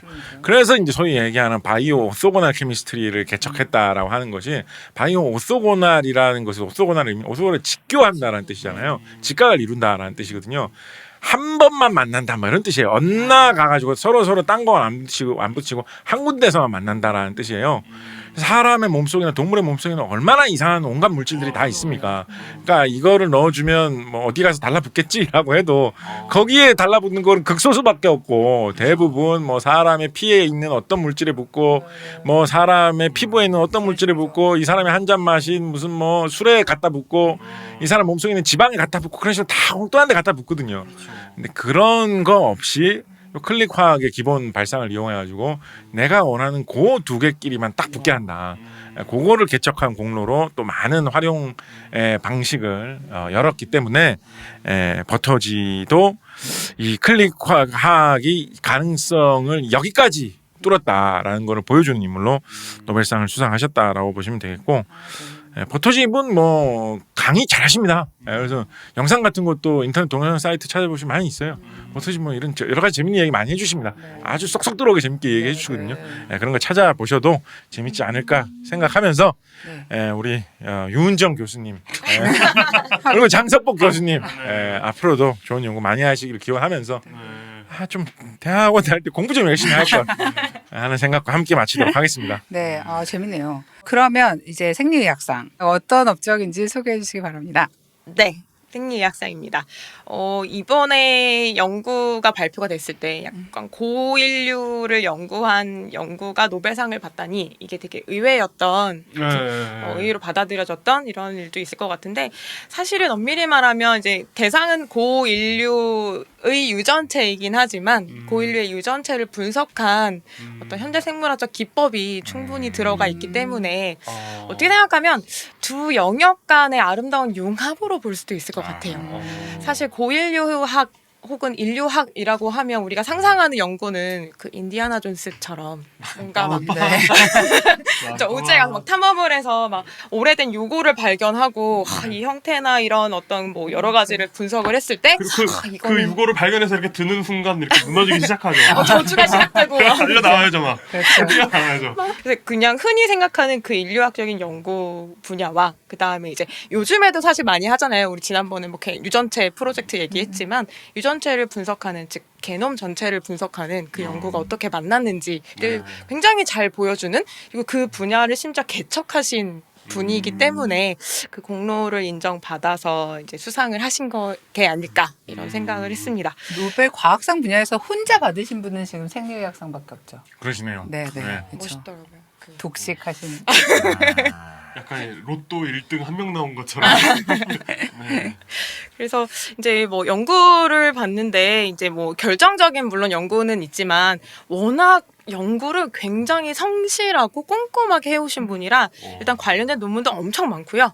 그다음에 특히 이제 관심이 있었던 부분은 네안데르탈인 이제 게놈인데 그거에 관련해서 기법에 관한 논문들도 수편이 되고 그다음에 연구 결과에 대한 거, 그다음에 아이디어에 대한 거, 그러니까 굉장히 꼼꼼하고 성실하게 모든 것을 이제 출판을 이제 하시는 분이신 것 같습니다. 그래서 실제로 이분이 예전에 이렇게까지 큰 상을 받으실 줄은 몰랐는데 2015년쯤에 이제 이분이 쓴 책이 우리나라에 출간이 된 적이 있어요. 그래서 이제 그 책에도 사실은 굉장히 많은 연구 내용이 소개되어 있었는데, 그래서 이제 오늘 말씀드릴 내용들이 아무래도 단독 어떤 하나의 단편적인 연구보다는 그 히스토리를 말씀드리는 게 오히려 낫지 않을까 싶어서 이제 그런 쪽으로 준비를 해봤습니다. 어쨌든 굉장히 환하게 웃는 사진이 되게 많으시더라고요. 네. 스웨덴 분이시고 그다음에 재밌는 건 이제 어떤 프로필을 보면 이집트학이라는 표현이 있습니다. 그러니까 이분이 어린 시절에 13살 때라고 되어 있는데 이제 어머님을 따라서 이집트에 이제 여행을 가셨대요. 네. 진짜 인디아나 존스 뭔가 이런 느낌 약간 있네요. 근데 이제 고대 미라에 되게 관심이 많았고 재밌다 이랬는데 어쨌든 고등학교를 마치고 진학을 할 때는 의대로 진학을 하시게 됩니다. 네, 스웨덴의 유명한 대학교 중에 이제 웁살라 대학교라고 네. 있는데 진학은 의학 쪽으로 했는데 미라에 대한 관심은 꾸준히 있어서 이집트학 관련된 수업도 듣고 뭐 관련 연구도 뭔가 이렇게 뭔가 기웃기웃하고 뭐 이러던 차에 실제로 미라 그 대학마다 어떤 자연사박물관 같은 거를 소규모로 운영을 하고 있잖아요. 이제 그런 데서 또 나 이쪽으로도 뭔가 좀 관심을 갖고 연구를 해보면 어떨까 이런 생각을 계속 꾸준히 가지고 있었다고 합니다. 그리고 나서 대학원 진학은 이제 분자생물학 쪽으로 하셨대요. 근데 분자생물학방에 진학을 했지만 계속 이집트의 매력은 남아 있었던 거예요. 근데 이제 그러던 차에 분자생물학 랩 중에서는 뭐 뭔가 바이러스를 다룬 랩에 계셨다고 하는데 나름 이제 그 시절에 굉장히 또 분자생물학의 최전선에 있었던 굉장히 발전이 막 이렇게 발달이 막 활발하게 일어나고 있었던 랩인 것 같고, 근데 지도 교수님께 비밀로 하고 개인 프로젝트로 이제 고대 이집트 미라의 연구를 한번 해봐야겠다. 이렇게 이제 사이드 프로젝트로 진행을 했다고 해요. 근데 이제 뭔가 나름 이제 미안해서 이제 그랬다고는 하는데, 그래서 이제 여러 가지 시도를 해봤는데 일단 실패를 합니다. 왜냐하면 일단은 뭐 시료를 얻으러 이제 박물관에 가고 큐레이터도 만나고 이런저런 하면서 시료를 얻었는데 어떤 에피소드가 나오냐면 뼈를 좀 먹고 싶다. 뭐 미라 중에서도 이제 오래돼서 좀 훼손이 되고 하면 이제 붕대 처리된 부분이 풀려가지고 내부가 좀 노출이 된 부분이 있대요. 근데 그 부분을 살짝 긁으면 솔직히 미량의 시료만 있으면 되니까 유전자 분석하려면 그래서 그걸 좀 얻는 건 어렵지 않았는데 막상 얻고 보니까 이게 정말 고대인의 DNA라고 보기에는 너무 현대 인류의 DNA와 서열과 너무 유사한 거죠. 하고 이상하다라고 해서 다른 시료를 더 얻어봐야겠다라고 해서 다른 박물관에 가서 역시 이제 관계자 학예사분이겠죠? 만나서 얘기하다가 뼈를 막 보여줘서 구경을 하는데 근데 이 뼈는 바니쉬 처리가 된 건가요? 라고 질문을 했대요. 그러니까 겉에 이제 뭐 매끈하게 네네, 고정시키는 바니쉬. 그거죠. 네네. 근데 잠깐만요 하더니 혀를 대보더래요, 뼈에. 그 학예사분이. 그리고 나서 이렇게 잘 안 떨어지는 거 보니까 바니쉬 처리가 안 됐네요 라고 하고 이제 뼈를 주시는 거예요. 그래서 이제 그때 페보 박사님이 시료들이 이렇게 오염이 되어 가고 있구나. 그 시료가 오염된 건 문제가 아닌 것 같은데 지금. 아니 왜 그렇게 위생관념이 없죠 일단? 사골도 요리되기 전에는 혀야 안 되겠다. 그럴 것 같죠. 이거 오기 전에는 이런 항목이 경국대전에 있었던 것 같은데. 이거 심하다. 뭐죠 이거? 이래도 되는 겁니까? 충격적이긴 하네요. 그분의 DNA가 검출이 된 거군요. 그렇죠. 그래서 침이 묻었겠죠. 그래서 이제 생각해 보니까 이제 땅에서 주로 발굴이 되니까 그거를 발굴을 해내면 물론 땅에 묻힐 당시에는 화석화를 위해 막 좋은 조건이 형성됐을 수도 있겠지만 그걸 발굴해서 캐서 운반을 여러 차례 거쳐서 막 여기까지 오는 동안에 얼마나 많은 손을 그러네요. 거쳤으며 그 밖에도 뭐 손 거치지 않아도 사실은 공기 중에 많은 박테리아나 이런 걸로도 충분히 오염이 되잖아요. 사람들이 미라랑 무슨 짓을 하는 거예요?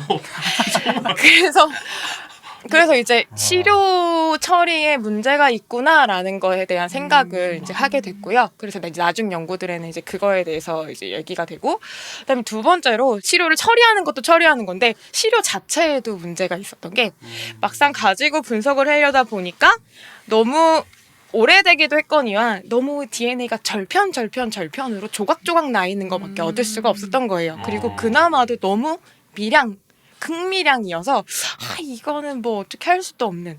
근데 이제 물론 나중에야 뭐 PCR 돌리면 되잖아요. 이거 편하게 말할 수도 있겠지만 막상 그걸 해봤을 때에도 수율이 별로 높지 않은. 즉 뭔가 시료는 긁어냈지만 그 안에 DNA 함유량이 생각보다 굉장히 낮았고 그 안에서 또 상태가 좋은 걸 끄집어내기가 너무 어려웠던 거죠.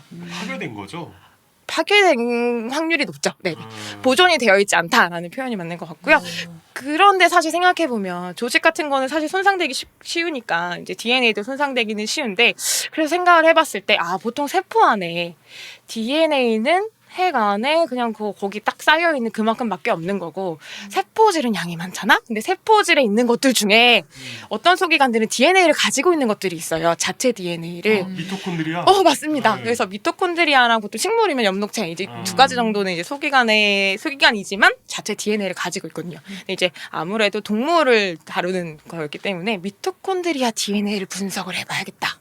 이런 생각을 하게 됩니다. 그래서 아무래도 실제 실험을 해보니까 핵 DNA를 얻기는 너무 어려운데 상상도 할 수 없었는데 미토콘드리아 DNA는 생각보다는 그래도 물론 굉장히 그것도 미량이지만 조금은 얻을 수 있는 이제 그런 정도의 이제 기술은 있었다고 해요. 아무래도 핵 DNA보다 그 좀 단순한 형태인 게 좀 도움이 하고. 되지 네, 않을까? 짧기도 하고 양도 절대적으로 많고 상대적이군요. 네, 상대적으로 많고. 네네네.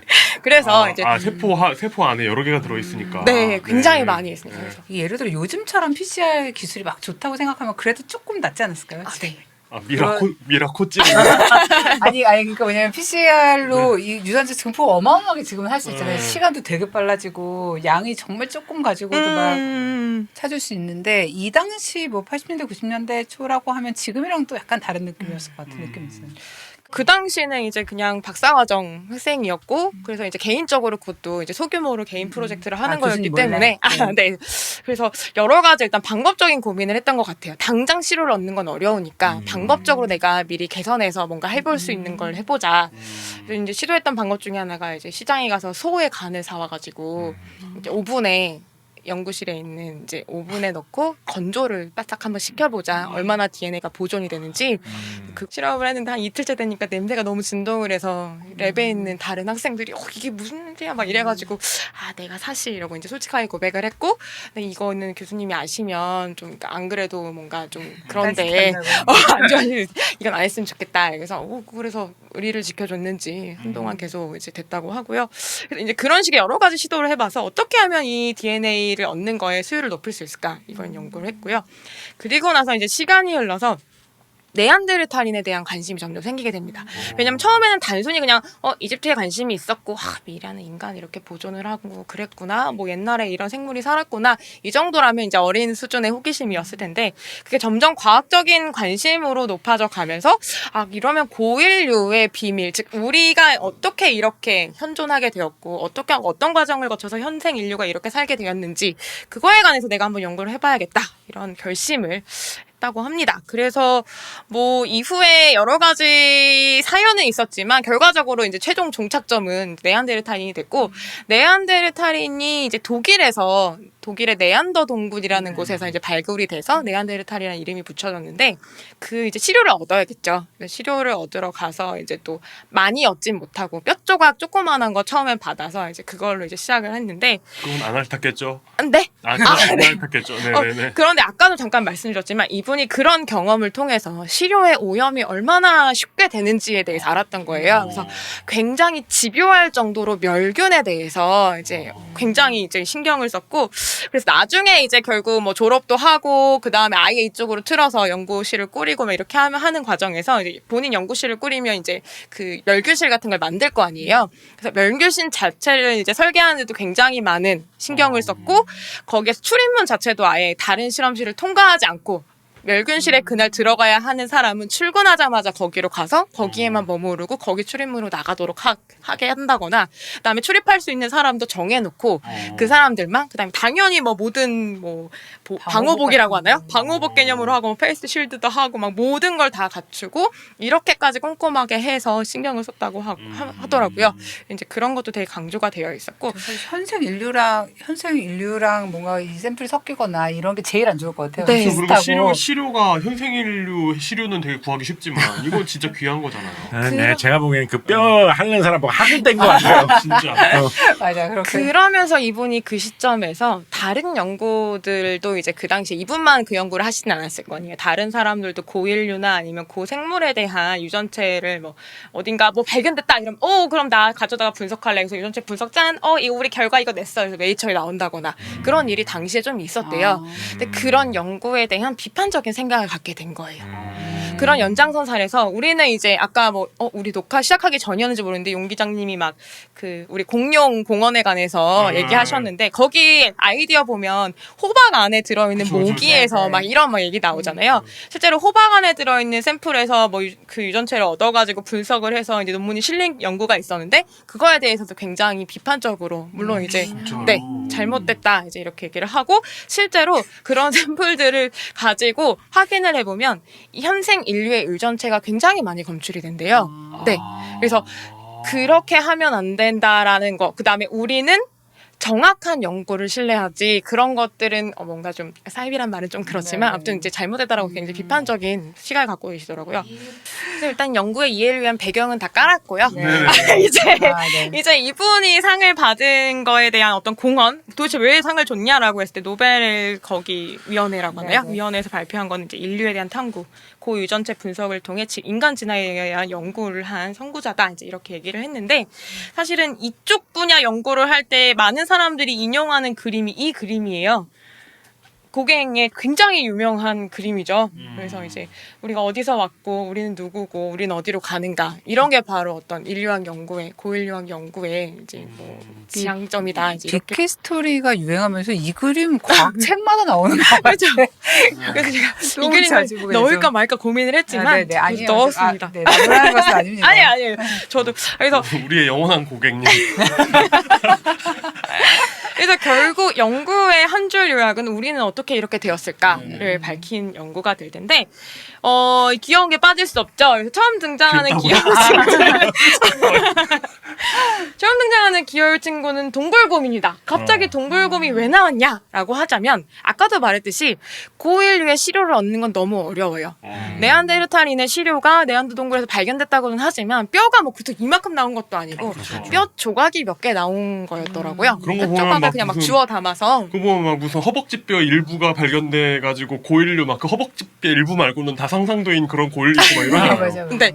그래서 사실 남녀인지도 잘 모르겠어요. 네. 정체도 알 수 없고요. 사람의 뼈인지 동물의 뼈인지 그다음에 사람이라 하더라도 어떤 사람인지 뭐 남성인지 여성인지 뭐 어른인지 아닌지 전혀 알 수가 없죠. 그래서 그 아까운 시료로 함부로 연구를 덥석해버리기에는 실패의 가능성이 너무 높잖아요. 근데 이분은 진짜 꼼꼼하고 성실하신 분이라 수없이 생각했던 여러 가지 연구 방법들을 테스트해보는 게 필요한 거예요. 그래서 동굴곰의 시료로 먼저 시작을 합니다. 동굴곰은 그 동굴에서 같이 발견된 시료였대요. 그 네안데르탈 동굴에서요? 그래서 현생하는 동물은 아니고요. 현생하는 동물들 중에는 이제 개랑 의외로 비슷하다고 알려져 있다고 합니다. 시극목이죠. 시극목. 네네. 그렇죠, 지금 맞습니다. 네. 그래서 이제 이 친구를 가지고 이제 분석을 했는데 일단은 얘는 이제 사람보다는 굉장히 많이 이제 시료를 얻을 수 있기 때문에 랜덤 접근이라고 해서 최대한 많은 뼈를 찾아서 더 많은 시료에서 DNA를 찾는 걸 일차적인 목표로 했고요. 그래서 일단 동굴곰의 시료를 가지고 미토콘드리아 DNA를 뽑아서 그걸 분석하는 걸 이제 테스트 성공합니다. 두 번째, 이제는 매머드를 가지고 시도를 하는데 매머드 시료가요 당시에 이전의 시료 네안데르탈인은 동굴에서 발견됐잖아요. 근데 얘가 동토층 맞아. 그래서 더 보존 상태가 좋지 않을까라는 기대를 할 수 있는 그런 걸 가지고 딱 봐도 보존하기가 너무 좋아 보이지 않습니까? 그래서 이 친구를 가지고 뛰어날 것 같아요. 핵 DNA를 추출해보는 시도를 합니다. 그래서 핵 DNA를 근데 바로 또 하려니 너무 미량이기 때문에 어려웠기 때문에 약간 우회적으로 리보솜을 만드는 DNA 부분을 이제 잘 따가지고 그 부분을 가지고 분석을 했다라고 이제 얘기를 하는데 어쨌든 이게 99년도에 페보 박사님이 최초로 그 시료에서 핵 DNA를 추출하는데 성공했던 이제 그 실험이라고 합니다. 이거 죄송합니다만 혹시 핵 DNA하고 미토콘드리아 DNA하고 어떤 식으로 추출을 다르게 하는 건가요? 그 미토콘드리아 DNA에 들어있는 그러니까 우리도 이제 미토콘드리아를 가지고 있잖아요. 네. 근데 예전에 혹시 미토콘드리아 2부라는 얘기를 들어보셨던 것 같은데. 그게 목의 유전이 네네. 되니까. 그래서 미토콘드리아만이 가지고 있는 특별한 부위들이 있는데 그걸 가지고 그 서열 정보를 가지고 그 서열을 네. 가지고 증폭을 시켜서 네네네. 찾는다. 그러니까 그 시료에서 만약에 DNA를 추출하면 이게 핵인지 뭐 미토콘드리아인지 모르는 거잖아요. 그렇죠. 그러니까 그냥 사실은 뭐 ATGC 이런 연기가 모르고 보면 랜덤하게 펼쳐져 있는 것 같지만 사실은 미토콘드리아 DNA에서 주로 발견되는 걸로 알려진 서열 부위들이 있고 그다음에 핵 DNA 중에서도 이제 생물마다 물론 핵 DNA는 다 더 다르겠지만 이제 뭐 이렇게 특정 부위를 보면 그 부분은 뭔가 뭐 지금 현존 생물이라면 뭐 어떤 생물이고 어떤 분류에 속한다 정도는 알 수 있다고 합니다. 하지만 우리는 이제 네안데르탈이나 이런 고인류에 대해서는 그런 기준이 되는 게 만들어져 있지 않기 때문에 유전체를 발굴한다 하더라도 즉 핵 DNA를 내가 추출했다라고 하더라도 이거 내가 네안데르탈이 핵 DNA 추출한 거야라고 해도 검증을 받을 수가 없는 거예요. 이 시점이 그 시점이었습니다. 그래서 이제 뭐 기준이 될 만한 그런 것조차 없는 네네. 그런. 그래서 우리는 지금은 이제 게놈 프로젝트의 성공으로 인해서 사람은 표준 참조 게놈이 만들어져 있잖아요. 그래서 그게 물론 계속 갱신되고 있다고 저번에 말씀드렸는데 네안데르탈인에도 이걸 표준이 되는 DNA 서열이 필요했던 거예요. 없던 상황이었고, 그래서 페오 박사님의 처음 목표는 그걸 이제 만들어내는 게 사실 목표였습니다. 아니 그걸 지금 개체가 그렇게 몇 개 안 되는데도 거기에서 만들 수 있다는 생각을 할 정도의 엄두가 나는 일이었을까요? 이 시기가 되게 또 재밌는 게 뭐냐면 이게 99년이라고 말씀드렸잖아요. 90년대 후반이면 딱 그 유전체 프로젝트 맞아요. 막 시작하고. 발표하고 막 네네. 이 무렵이거든요. 그래서 그거랑 같이 맞물려서 저게 발표했는데 나도 그러면 우리 팀도 2년 안에 네안데르탈인의 전체 유전체를 발표하겠다라고 선언을 하는 장면이 어떤 이제 그 미국에 사는 그 굉장히 큰 학회 뭐죠? 콜드 스프링 하고 유전체 학회. 네네네. 거기에서 이제 굉장히 사실은 이전에 이 고 유전체 분석한 걸로 일단 주목을 일단 받고는 있었는데 거기서 되게 이제 도취돼서 인터뷰를 했는지 아니면 뭐 학회 발표 말미가 됐는지 본인이 그렇게 선언을 하셨다고 해요. 그리고 돌아오는 길에 굉장히 큰일 났다 어떡하지? 라고 생각했더라고. 이제 그런 이제 인터뷰가 대학원생들 있더라고요. 얼굴에 흑빛이 되어 있고. 우리 격동 500년에서 그 바바라 맥클린톡 편 할 때 네네. 콜드 스프링 얘기를 아마 했을 네네. 것입니다. 그래서 네네. 바바라 맥클린톡 그분은 실제 콜드 스프링에 아예 머무르시면서 맞아요. 네네. 연구를 하시는 분이셨다라고 말씀드린 적이 있는 것 같네요. 네. 그래서 어쨌든 말씀드린 것처럼 일단 표준 DNA를 만드는 게 처음 목표였고요. 그래서 당시 굉장히 유전체 분석에 많이 쓰였던 방법이 몇 가지 있었는데 대표적으로 이제 생어법. 이것도 역시 80년대에 노벨상 받아서 유명해진 방법인데 염기 서열을 분석하는 방법인데 기존에 과거에는 많이 썼지만 이게 너무 느리고 한 번에 할 수 있는 데이터 처리 양도 너무 적고 해서 그 당시에 새로 이제 발표된 시퀀싱 방법이 있었다고 해요. 피로 시퀀싱이라고 해서 생어가 노벨 화학상을 2번 받았죠. 아마. 네. 그럴 것입니다. 아마 네. 두 번째 받은 게 이 염기서열 분석 네, 방법 그럴 때문이라고 것입니다. 알고 있습니다. 네.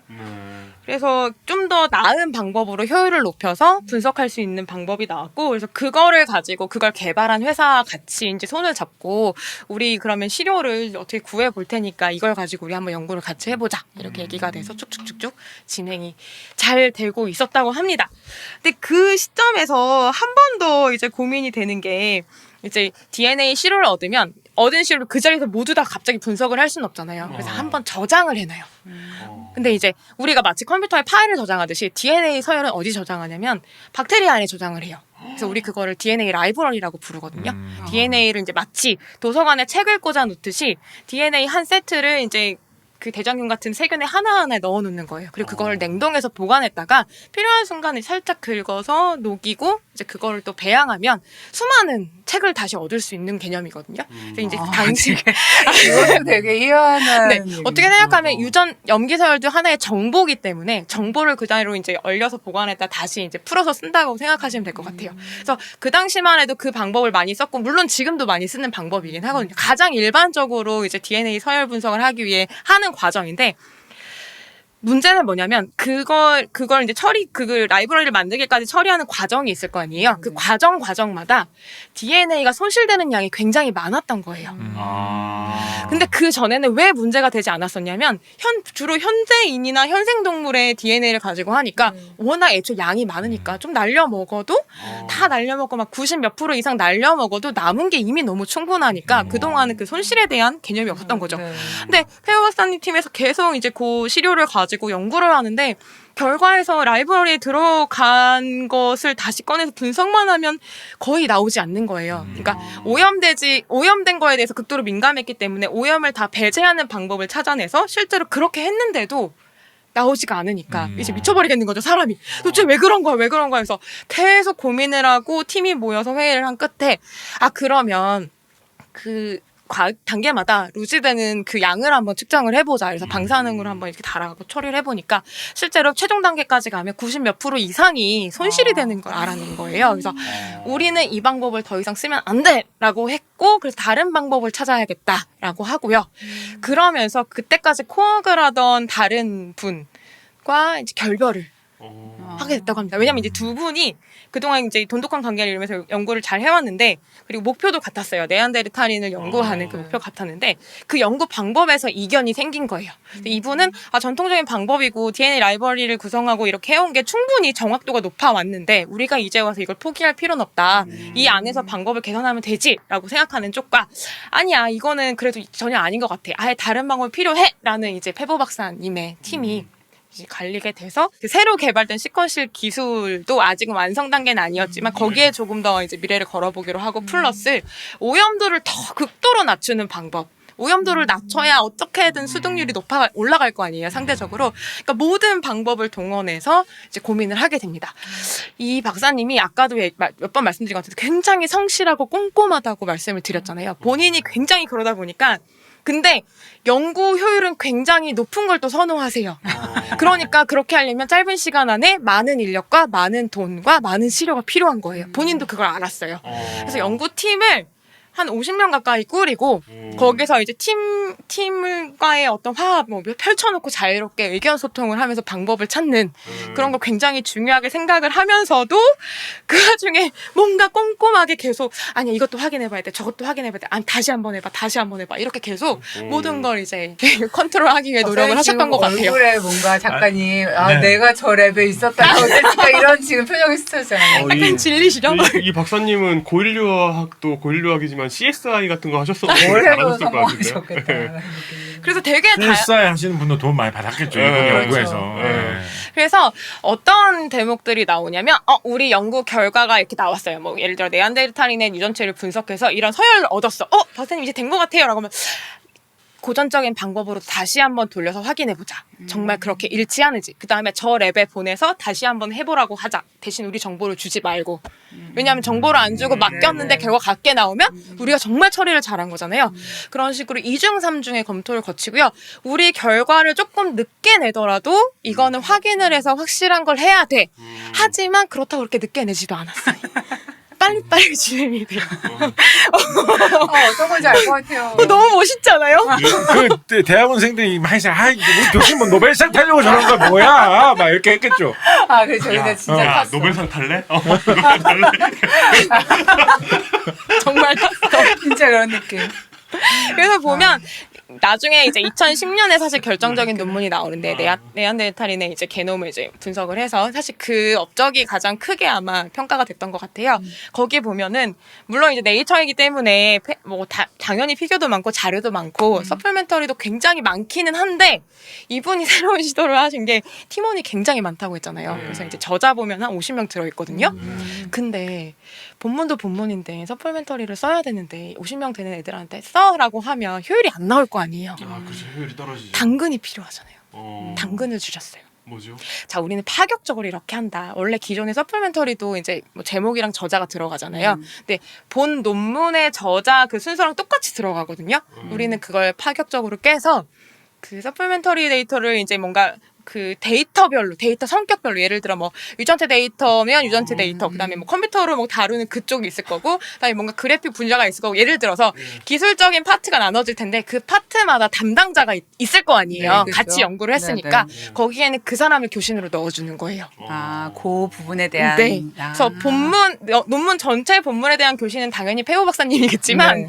뒤에 나오는 머티리얼에는 각각에 대한 교신을 연구팀에 그 사람들 넣어주는 거예요. 여러분 대학원생들은 그런 걸 당근이라고 받아들입니다. 여러분 대학원생들.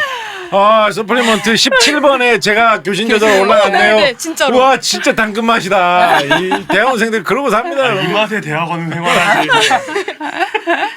하지만 뭐 이제 묘사되는 바로는 분위기가 되게 좋았다. 그러니까 되게 열심히 하게 되고 아니 근데 동기부여가 결과물이 잘 나오고. 교수님의 직원인가요? 아니 근데 결과물이 잘 나오고 그렇죠. 이런 식으로 일하는 부스가 은근히 분위기 좋아요. 맞아요. 네. 분위기가 좋으면서 또 이렇게 몰아붙여야지 또 이게 사달이 안 나는 거죠. 이게 맞아, 분위기도 맞아. 안 좋은데 이런 분위기가 나면 나중에 뭐 영수 갑자기 막 뭐 빠개지죠, 누구 구속되고 막 이런 일이 발생합니다. 그렇게 이제 진행되는 와중에 이분 자체도 굉장히 여기저기 이제 발빠르게 다니시면서 많은 정보와 그다음에 이제 자원을 얻기 위해 노력을 많이 하셨고 그러던 차이 이제 그 아까 말씀드렸던 이제 갈라서고 나서 문제를 해결하기 위해서 이제 고군분투를 했을 거 아니에요. 그래서 이제 여러 가지 아이디어들을 되게 창의적인 아이디어들을 가지고 결국 문제를 해결을 좀 잘 하는 쪽으로 수정이 됐고요. 특히 그 중에 한 가지 아이디어는 예전에 그 찻잎에 곤충 네네네. DNA 들어있는 거 거기서 이제 찻잎에 DNA 거르고 이것만 고르는 이런 거 말씀드리는데 마찬가지로 박테리아에 의해서 실효 오염이 많이 되어 있는 일들이 많이 일어나니까 박테리아에서만 나타나는 그런 것들을 가지고 프라이머를 짜서 실제로 그거를 걷어내는 이런 기술도 이제 하고요. 진짜 기술에 관한 논문이 되게 많아요. 유전체를 다루는. 그러니까 사실은 이분을 고인류학 연구자라고 말하기에는 이런 현대적인 분자생물학적 기법들에 관해서 충분한 뭔가 아이디어와 그걸 실현하기 위한 굉장히 많은 연구들을 실제로 수행을 하셨더라고요. 어쨌든 결과적으로 성공을 합니다. 네안데르탈인의 어떤 표준 DNA 게놈 네. 전체를 만들어 발표를 하게 됐고요. 그 다음에 당연히 거기서 끝나지 않았죠. 그리고 나서는 이제 현생 인류와 네안데르탈인의 관계를 밝히기 위한 연구들을 지속하게 됩니다. 그래서 현생 인류 중에 이제 보통 그 당시 뭐 지금도 마찬가지지만 아프리카 기원설이 있잖아요. 네. 그래서 이제 아프리카인의 게놈, 그다음에 유럽, 뭐 아시아, 그다음에 이제 파푸아뉴기니 뭐 여기저기 이제 5명 정도를 선별해서 그들의 게놈과 네안데르탈인의 게놈을 또 분석을 하고요. 근데 또 이분은 또 확실한 분이기 때문에 그렇게만 분석을 하면 현생 인류에 대한 편견이 들어갈 수 있기 때문에 게놈 그 유전체 자체 처리에도 그래서 이제 침팬치랄지 이렇게 인간하고 가깝지만 분기가 되어 진화적으로 갈라져 나온 게 네안데르탈인과 우리보다는 더 먼 세대에서 갈라져 나온 유인원들의 게놈과도 교차 분석을 막 3중으로 막 하십니다. 그래서 정확도를 굉장히 끌어올리세요. 사실은 연구 결과 자체는 굉장히 단순할 수 있거든요. 네안데르탈인의 DNA가 아직도 현생 인류의 몸에 남아 있고 그게 특히 뭐 아프리카인과 비아프리카인을 따져보면 비아프리카인에게 훨씬 더 많이 남아 있다. 조금이지만 더 많이 남아 있다. 그리고 두 번째 이제 시사점은 이런 이제 인종 간의 혹은 뭐 국가별의 사람들의 데이터를 비교하면서 네안데르탈인이 그리고 호모사피엔스가 각자 고립되게 그 지역에서만 살았던 게 아니라 서로 교류를 했고 왔다 갔다 서로 이제 DNA가 왔다 갔다 하는 관계에 있었다라는 것까지 연구로 이제 검증을 하게 됩니다. 굉장히 철저한 과정을 거쳐서. 그리고 또 재밌는 게 시간이 흘러서 네안데르탈 연구는 계속 하고 있었는데 러시아에 가게 됩니다. 네. 왜냐하면 데니소바라는 그곳에서 새로운 고인류가 발견이 됐거든요. 이거 이제 남들이 발표하기 전에 빨리 분석해서 내야지 막 이렇게 하고 막 이런 상황에서 이제 막 분석을 했어요. 이제 논문 실어야지. 그리고 이제 네이처였던 것 같아요. 이제 논문을 보내요. 리뷰어에게 이제 회신이 왔을 거 아니에요? 4명에게서 이제 4명의 리뷰어가 봤는데 3명까지는 뭐 여러 가지 의견이 있었다라고. 4번째 리뷰어가 다시 한번 생각해봐라. 근데 뭐에 대해서 다시 생각해보라고 했냐면 회호 박사님 팀이 이걸 막 하고 우리 빨리 이거 발표해야 돼 라고 하면서 근데 이거는 네안데르탈인하고도 다르고 현생 인류하고도 달라. 새로운 거야. 우리 학명을 정해서 발표하자. 우리가 학명을 짓다니 얼마나 막 이렇게 의미 있는 일이야. 막 이렇게 해서 학명을 호모 이제 뭐 이렇게 해갖고 냈어요. 근데 이제 그렇게 했더니만 네 번째 리뷰어가 잘 생각해봐라. 학명은 분류하게 한 번 등재가 되면 철회가 되지 않는다. 네가 만약에 추가 연구를 해서 이게 이쪽이 아니라 이쪽인 것 같아라고 나중에 정정하고 싶어도 쉽게 그렇게 할 수가 없다라고 이제 리뷰 의견을 준 거예요. 근데 또 우리 페오 박사님은 또 꼼꼼한가 정확성에 관한 굉장히 신념이 있으신 분이라 내가 왜 이 생각을 못했지. 그래서 이제 리뷰어들의 의견을 받아들여서 수정해서 보낼 때는 학명을 지우고 보냈다고 합니다. 아직 정하지 않은 거. 약간 속은 거 아닌가? 나만 그렇게 생각하나? 약간 속은 거 같은 느낌인데. 데니 소바인의 학명을 정한다는 거는 굉장한 위협인데 사실은. 그걸 양보하고. 그거를 뭔가 후대에 딴 사람이 정확하게. 하게 될지도 결국은 데니 소바인의 그래서 데니소바인에 대한 데니소바인이라고 일단 이름을 붙였고요. 네. 이때 이제 아까 러시아 갔다고 말씀드렸는데 왜 그랬냐면 이제 러시아의 데니소바에서 발견이 되긴 했는데 뼈 조각 진짜 하나밖에 없었던 거예요. 근데 그것만 가지고 연구하기 너무 적잖아요. 그래서 우리 뼈 좀 더 줘 이러고 갔는데 거기서 무슨 말이야? 그거 1년 전에 네 친구한테 줬잖아 라고 얘기가 나온 거죠. 내 친구? 내 친구 누구지 했는데 바로 연락 안 하는 그 친구. 바로 그 갈라선 그 친구. 그 친구도 네안데르탈인 연구하고 있었고 고인류 유전체 같이 연구하던 팀이니까. 이거 무슨 약간 수업 오프라. 소름 돋죠, 소름 돋죠. 수업 오프라 이런 거 아니에요. 헤어진 줄 몰랐어. 그래서 우리는 손가락뼈 이만한 거 가지고 겨우 분석을 해서 일단 논문을 내긴 했는데 논문 막 쓰고는 있었는데 조금 더 있으면 좋을 것 같아서 갔는데 큰 뼈를 거기 1년 전에 줬다고 하는 거예요. 근데 갑자기 이제 마음이 급해지는 거죠. 그래서 그때 참담한 신경을 되게 묘사한 거 보면 일단 너무 충격을 받았고 그럼 걔네는 지금 막 이거 써가지고 내일에 당장 논문이 나오는 게 아닌가 이런 막 스트레스와 악몽에 시달리고 막 그래서 안 그래도 되게 의식을 하고 있긴 했었는데 그래서 근데 그날 밤 이제 그 러시아에 갔으니까 손님 대접을 받았을 거 아니에요. 근데 러시아에 그런 전통이 있나 봐요. 뭐 한 명씩 나와가지고 되게 막 자기에 대한 얘기를 하는 그런 시간을 가지면서 되게 훈훈한 시간을 보냈더니 그래 괜찮아. 약간 이런 마음을 먹고 술을 많이 드시고 보드카에 취해서 추운 밤길을 걸어서 집에 가는 중에 다른 일행이 있었던 거예요. 인류학 전공한 그 친구랑 얘기하다가 박사님 근데요 저 러시아에 오자마자 그 학예관이 어금니 하나를 줬어요. 그래서 무슨 어금니? 그랬더니 데니소바에서 발견돼. 아무나 나눠주는 겁니까? 데니소바에서 발견된 큰 어금니 하나를 받았는데 자기가 봤는데 인간 거라고 하기에도 이상하고 네안데르탈이 이빨 같지도 않아요. 이거 데니소바인 건가? 막 이러니까 뭐야 치아에도 DNA가 있잖아요. 그래서 그래서 그거 이제 바로 드릴로 파가지고 이렇게 해야겠다라고 생각을 하고. 이거 원래 저렇게 막 줘도 되는 거예요?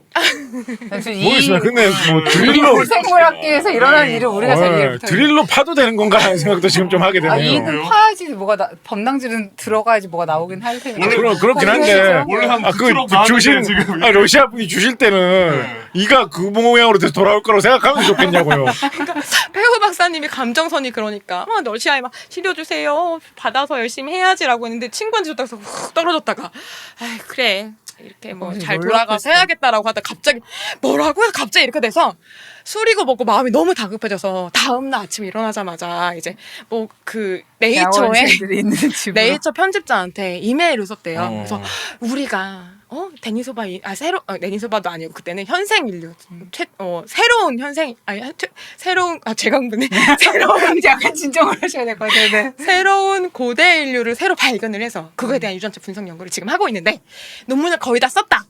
기다려달라. 그리고 우리가 보내면 빨리 처리를 부탁한다. 요거를 이제 보냈다고 해요.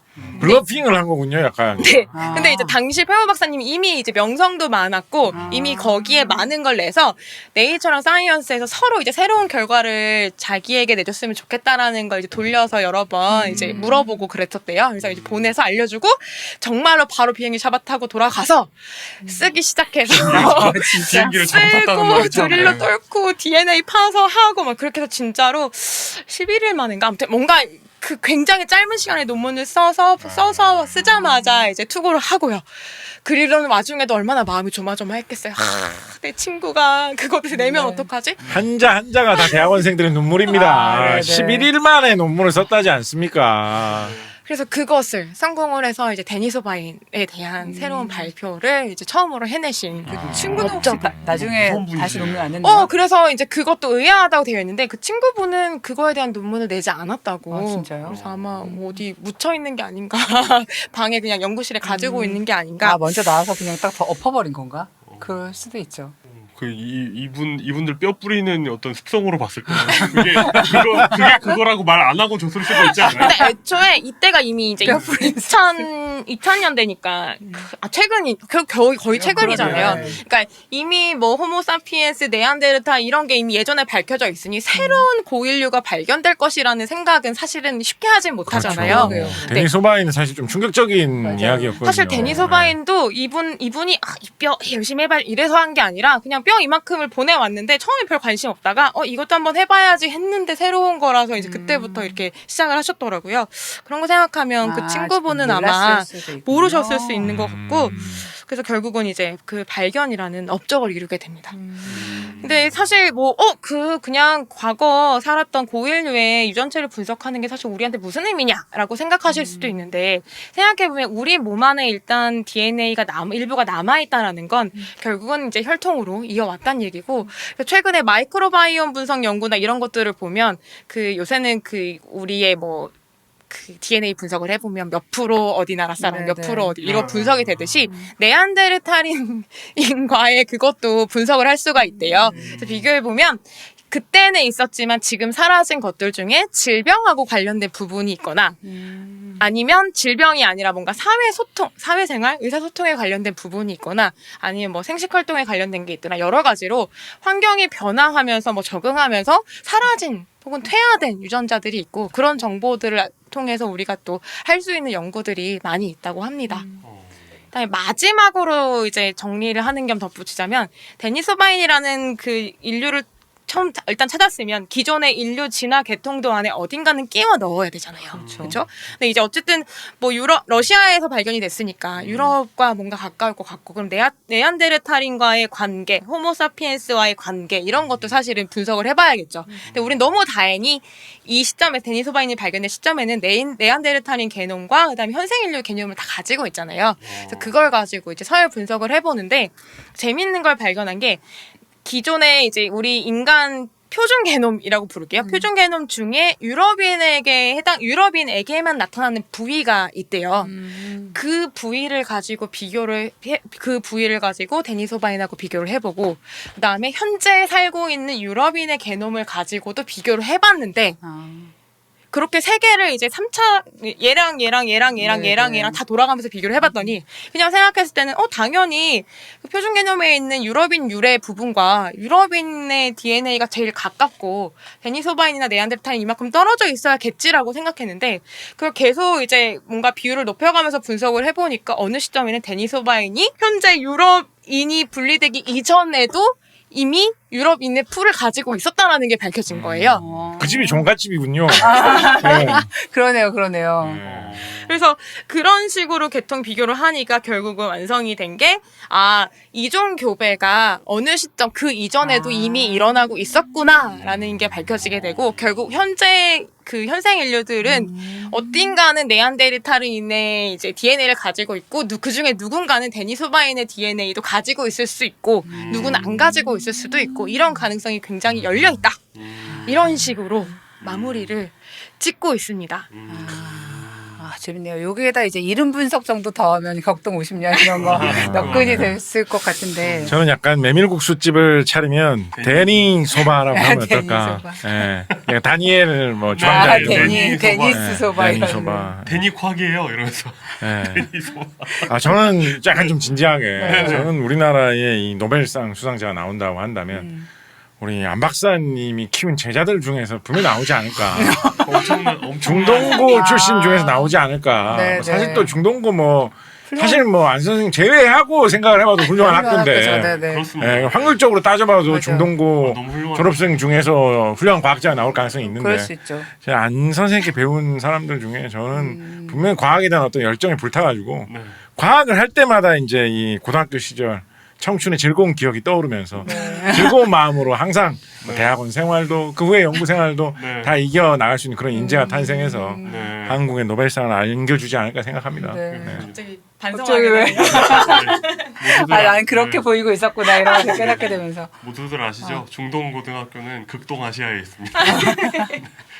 네, 놀라운 사실과 함께. 네. 아, 네, 이렇게 해서 저희가 지난주에 이어서 오늘 두 번째까지 두 분까지 네. 이제 세 개의 과학 분야 노벨상에 대한 해설 강연을 모두 마쳤고요. 이제 뭐 이제 누가 와서 뭘 물어봐도 우리 청취자 시청자 여러분들은 모두 다 이야기할 수 있게 되었다. 네. 네, 축하드립니다. 그러면 아, 네, 너무 재밌었어요. 네, 그러면 이용 기자님이 네. 준비하신 제가 최근에 굉장히 핫한 이슈. 제가 뭐 여기서 이 분위기에서 무슨 뭐 이야기를 한다고 뭐 그렇습니까? 뭐 간단하게 이야기하고 넘어가죠. 네네. 시간 많이 됐으니까. 카카오톡 화재 사건. 카카오톡만의 문제는 아니었죠. 어쨌든 SK CNC 판교 캠퍼스 화재 지난 10월 15일 오후 3시 30분 무렵 여기에 화재가 나면서 IDC 센터가 내려갔습니다. 그러면서 IDC 센터가 통째로 죽으면서 이런 일은 정말 없거든요. IDC 센터라는 게 존재하는 것 자체가 죽지 말라고. 그 절대 죽지 않는다는 전제로 만드는 건데 여기가 죽어가지고 많은 서비스들이 멈췄습니다. 몇 시에 아셨습니까 이 사실을? 저는 카카오톡을 거의 안 쓰기 때문에 저는 저도 누가 말해줘도 안 했어요. 저도. 아, 네. 그래서 네, 그런 오늘 사실- 카카오톡 안 된대 말해줘도 안 했어요. 저도. 네, 카카오톡을 거의 안 썼는데 이걸 알게 된 건 이제 제 배우자가 자주 가는 그 다음 카페가 있는데 아, 그 다음 카페 카페. 이게 왜 안 되지 이러면서 이제 알게 됐습니다. 그리고 각종 뭐 택시 잡기 그리고 뭐 이거 물건 사기 그리고 노래 듣기 그리고 집밥 레시피 찾기 그리고 전 국민 메신저가 멈췄습니다. 이 메신저 서비스의 경우에는 이 사건 한 2, 3일 전인가 한 번 또 잠깐 서비스 장애가 있어가지고 그래요? 처음에는 많은 분들이 아유 또 이런다라고 시작했는데 또 이러는 게 멈추지 않고 한 3일 갔죠. 그래서 이번 사태는 좀 심각했습니다. 이게 이 메신저를 통해서 우리나라가 무슨 국가 비상사태 이런 뭐 안내도 보내주고요. 근데 국가 비상사태가 진짜 위험한 비상사태 때 얘가 버틸 수 있나 이런 의문을 좀 줬죠. 우리나라에서 사람 구실하는 데 필요한 많은 서비스들이 이 메신저를 통해서 벌어지고 있기 때문에 하여튼 많은 걸 깨닫게 해주는 사건이었습니다. 이렇게 특정 회사의 특정 메신저, 그러니까 카카오톡뿐만이 아니라 어떤 특정 회사가 만든 어떤 메신저나 그로 거기에서 파생되는 서비스들이 그 나라 전체 사람들의 어떤 디지털 라이프를 다 맡아서 해버리는 이른바 이 슈퍼앱이라는 이 현상이 아시아 지역 곳곳에서 그러니까 아시아 국가들에 굉장히 이렇게 두드러지게 나타나는 현상이라고 하더라고요. 아, 그렇군요. 그러니까 예를 들어 친구들하고 메시징을 하면서 돈도 주고받고 뭐 가게에서 결제도 하고 택시도 부르고 그러네요. 블로깅도 하고 온라인 쇼핑도 하고 이런 앱 이런 것들이 약간 이제 포탈 같은 아시아 거. 국가 뭐 일본, 중국, 뭐 말레이시아, 뭐 베트남, 한국 이런 데서 좀 아시아적인 현상이라고 하더라고요. 그게 하필 우리나라에서는 카카오였고 이제 저는 약간은 거기에 대해서 조금 다른 느낌도 갖고 있는 게 네. 그것은 바로 지금 우리가 이거를 송출하고 있는 이 사람들이 네. 그거는 좀 못 먹고 있어서 네. 그래서 아시아에서는 우리가 동영상 다 먹었는데 검색 OS 이런 것도 다 먹은 것 같은데 이메일도 애지간히 먹은 것 같은데 메신저 이상은 왜 못 먹을까?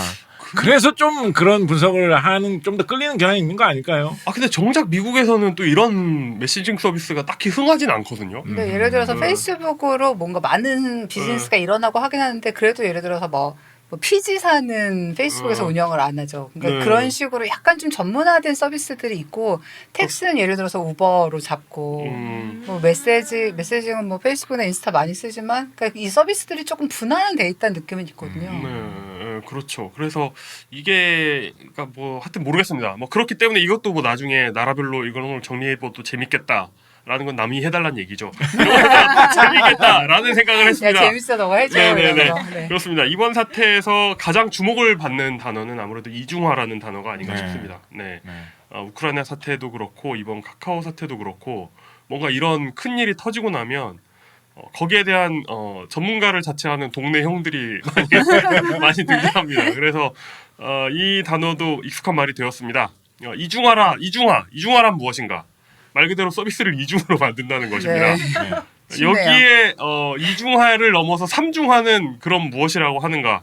서비스를 3중으로 만드는 거예요. 네, 서비스를 삼중으로 만드는 건데 사실 이중화도 어렵죠. 그러니까 똑같은 서비스를 제공할 수 있는 맞아. 어떤 인프라가 있는데 이걸 하나를 더 만든다는 얘기잖아요. 이것도 쉬운 일이 아니긴 한데 삼중화는 더더욱 힘들겠죠. 그래서 사실 서버로 이중화라는 말은 서버 리던던시라고 합니다.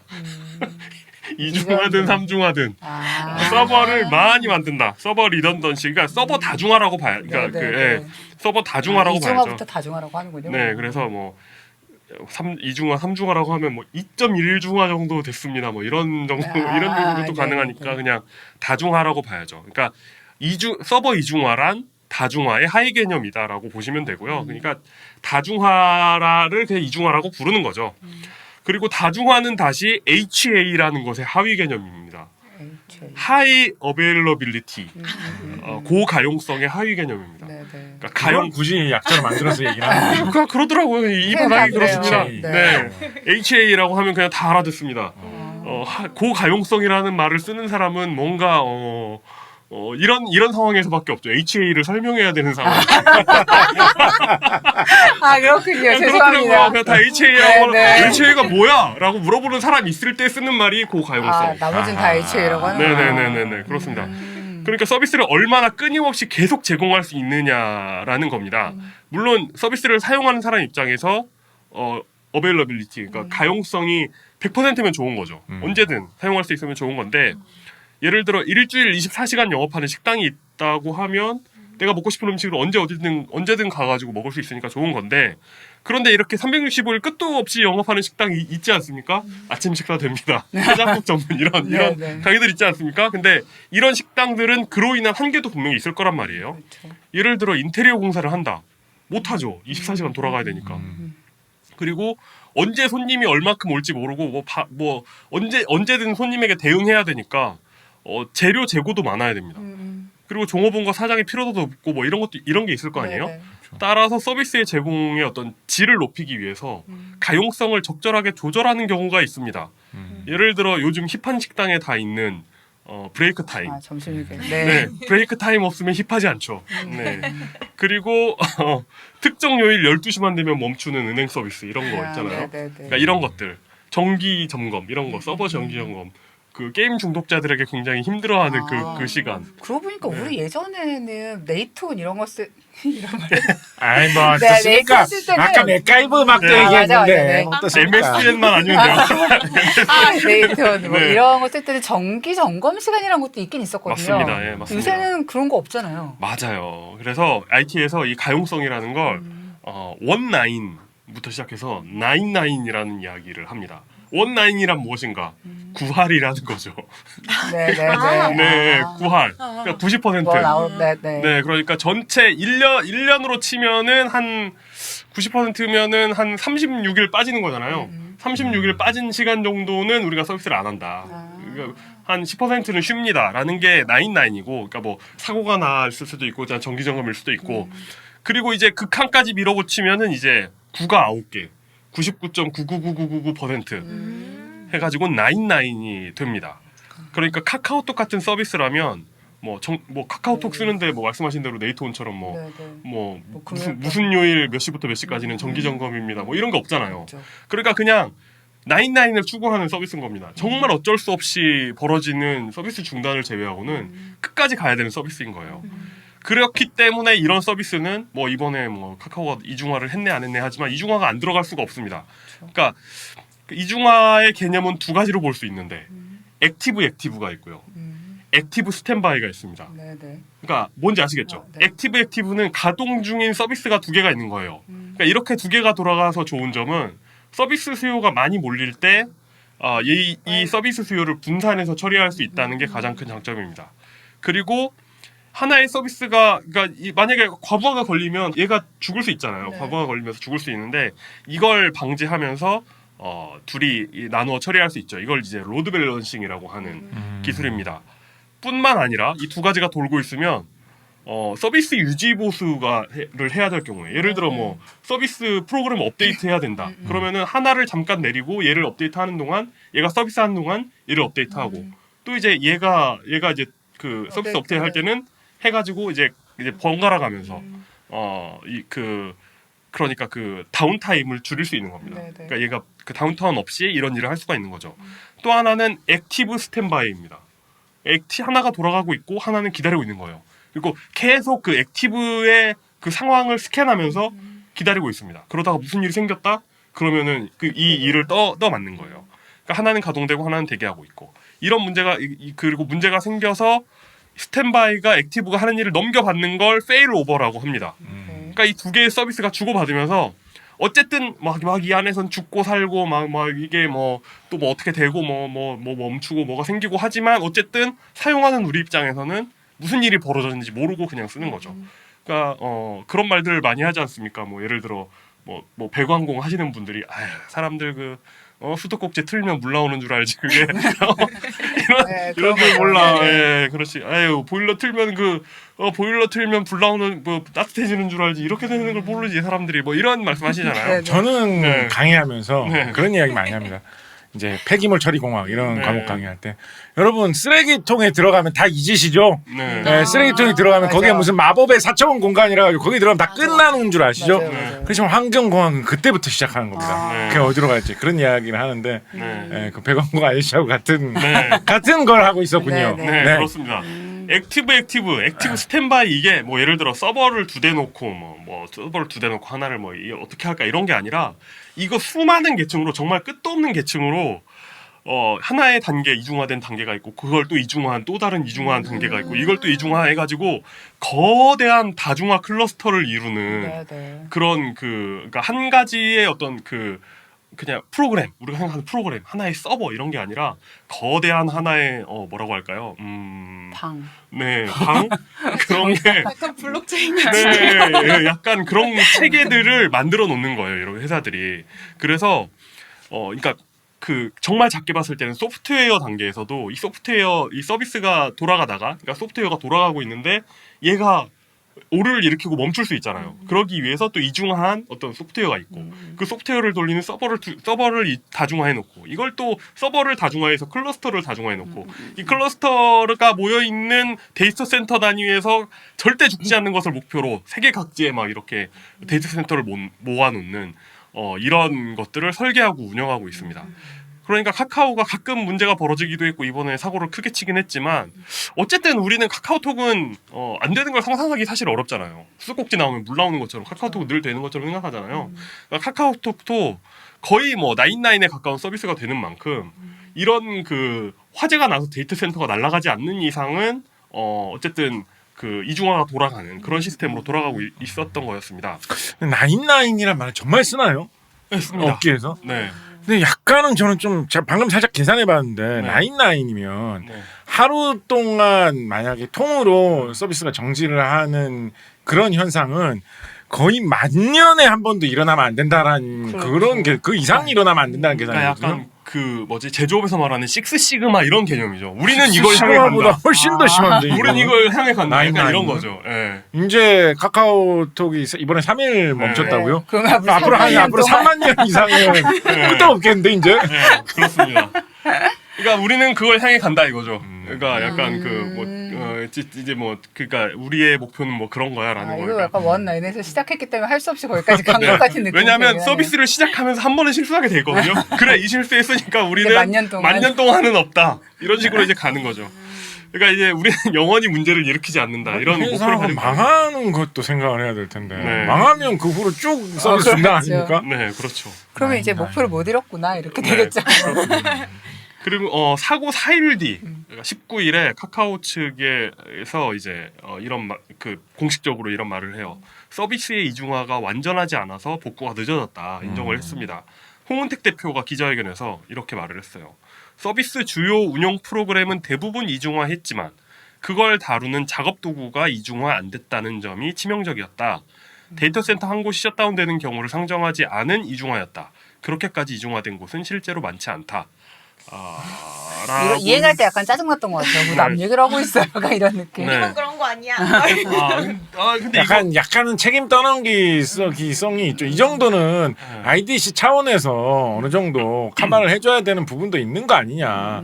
그렇죠. 우리만 잘못했다고 한 네, 거냐. 네. 약간 향후의 어떤 법정 공방, SK측과의 법정 네, 네. 공방 어떻게 IDC가 분명 우리한테 여기 들어오라고 할 때는 뭐 여기는 지진이 일어나도 안정하고 어쩌면 그런 얘기 다 했을 텐데 네. 어떻게 IDC 하나 통째로 다 이렇게 나가느냐 그런 말을 살짝은 좀 네. 내부에 품고 있었던 것 같습니다. 그렇습니다. 이게 향후의 어떤 법정 다툼을 염두에 둔 포석이라고도 볼 수가 있고 작업 도구가 이중화되지 않았단 말이 정확히 어떤 의미인지는 이제 기자들에게 설명해 주시진 않으셨더라고요. 그런데 뭔지 모르지만 어쨌든 근데 IDC에 같이 입주했던 네이버나 다른 서비스들에 비해서도 카카오톡의 복구가 유독 느린 건 사실이었던 걸로 봐서 아마 데이터 센터 단위 이중화에 필요한 툴이 뭔가 부족하지 않았나 뭐 이런 걸 뭐 그런 말씀도 하시더라고요. 일단 서버들은 멀쩡하잖아요. 전력 공급에 관련된 곳이 화제가 났기 때문에 서버들은 멀쩡한데 뭐 3만 몇천 대가 있었는데 그걸 직원들이 다니면서 스위치를 다 켰다 수동으로 켜야 됐다 뭐 이런 말씀을 하시더라고요. 그러니까 뭐 그런 말씀이 그런 뜻이었지 않나 싶어요. 실제로 마이크로소프트, 구글 뭐 말씀드린 대로 화재도 나고 뭐 또 그리고 뭐 화재가 난 상황을 상정하지 못했다. 감안하지 못했다라고 하는데 보험 드셨을 텐데 이런 것에 대한 이런 보험 들었을 그 회사의 이름이 아마 무슨 화재였을 거거든요.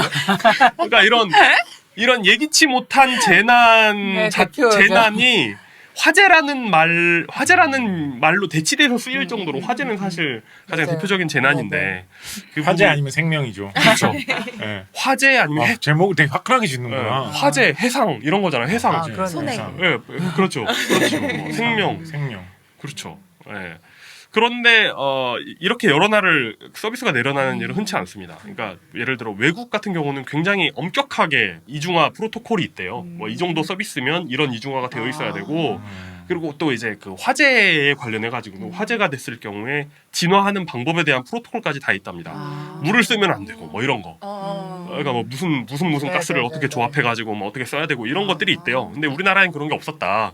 그냥 이번에 화재 진압하는 거 보면 소방차가 그냥 물 뿌리죠. 그러니까 그러면 원래는 안 된다 이런 말을 하더라고요.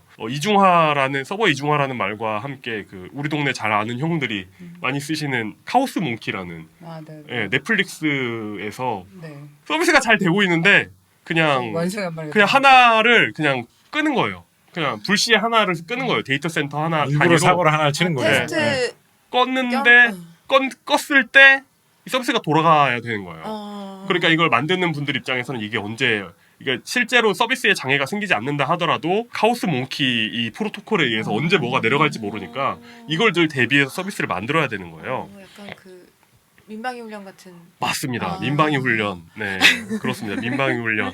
우리나라 회사였으면 민방위 훈련이라고 했을 텐데. 네, 카오스 민방위 이런 거. 그런데 그러면 되게 방심하지 않을까요? 야, 훈련이야. 네, 그렇습니다. 이런 의견도 있죠. 그러니까 구글이나 넷플릭스 아까 말씀하신 이런 글로벌 서비스들이 아니면 네이버가 만들고 있는 라인 메신저도 그렇고 이런 서비스들과 직접 비교하기엔 약간 억울한 거 아니냐 카카오가.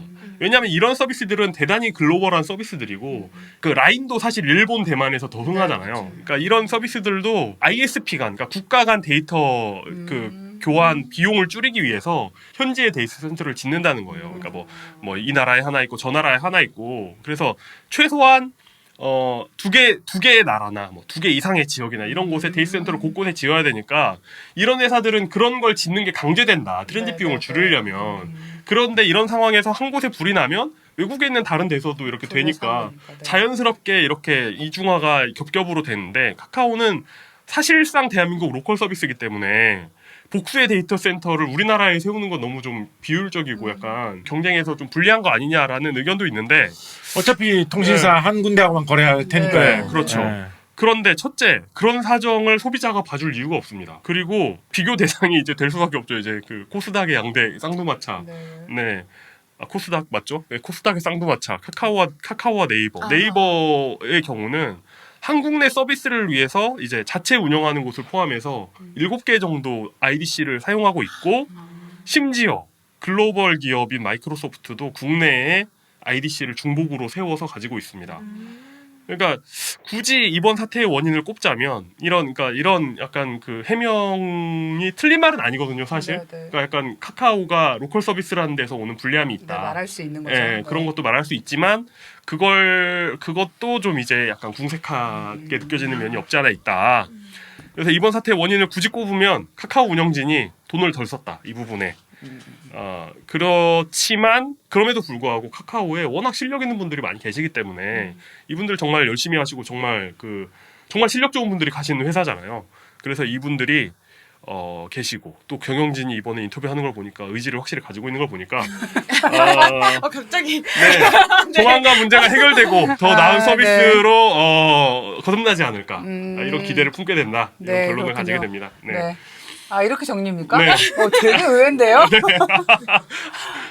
그렇습니다. 그 조선왕조실록 서고가 생각나네요. 약간 아. 다른 개념이긴 할 것 같아요. 여러 곳에 보관했다고 아, 네, 안전한 그렇죠. 곳에 네, 네. 네. 그런 그래서 좀 아쉽긴 하죠. 좀 이런 그러니까 좀 카카오 정도 되는 기업한테는 좀 그런 걸 기대하지 않습니까? 그렇죠. 아니 어디에 불이 났대. 근데 카카오가 거기 있었는데 뭐야 서비스에 아무런 지장이 없잖아. 2분 넘치더니 됐어. 뭐 약간 이런 거. 난 문제 있는 줄도 몰랐어. 막 이러면서 그렇죠. 그런 걸 약간 기대하는데 아쉽죠.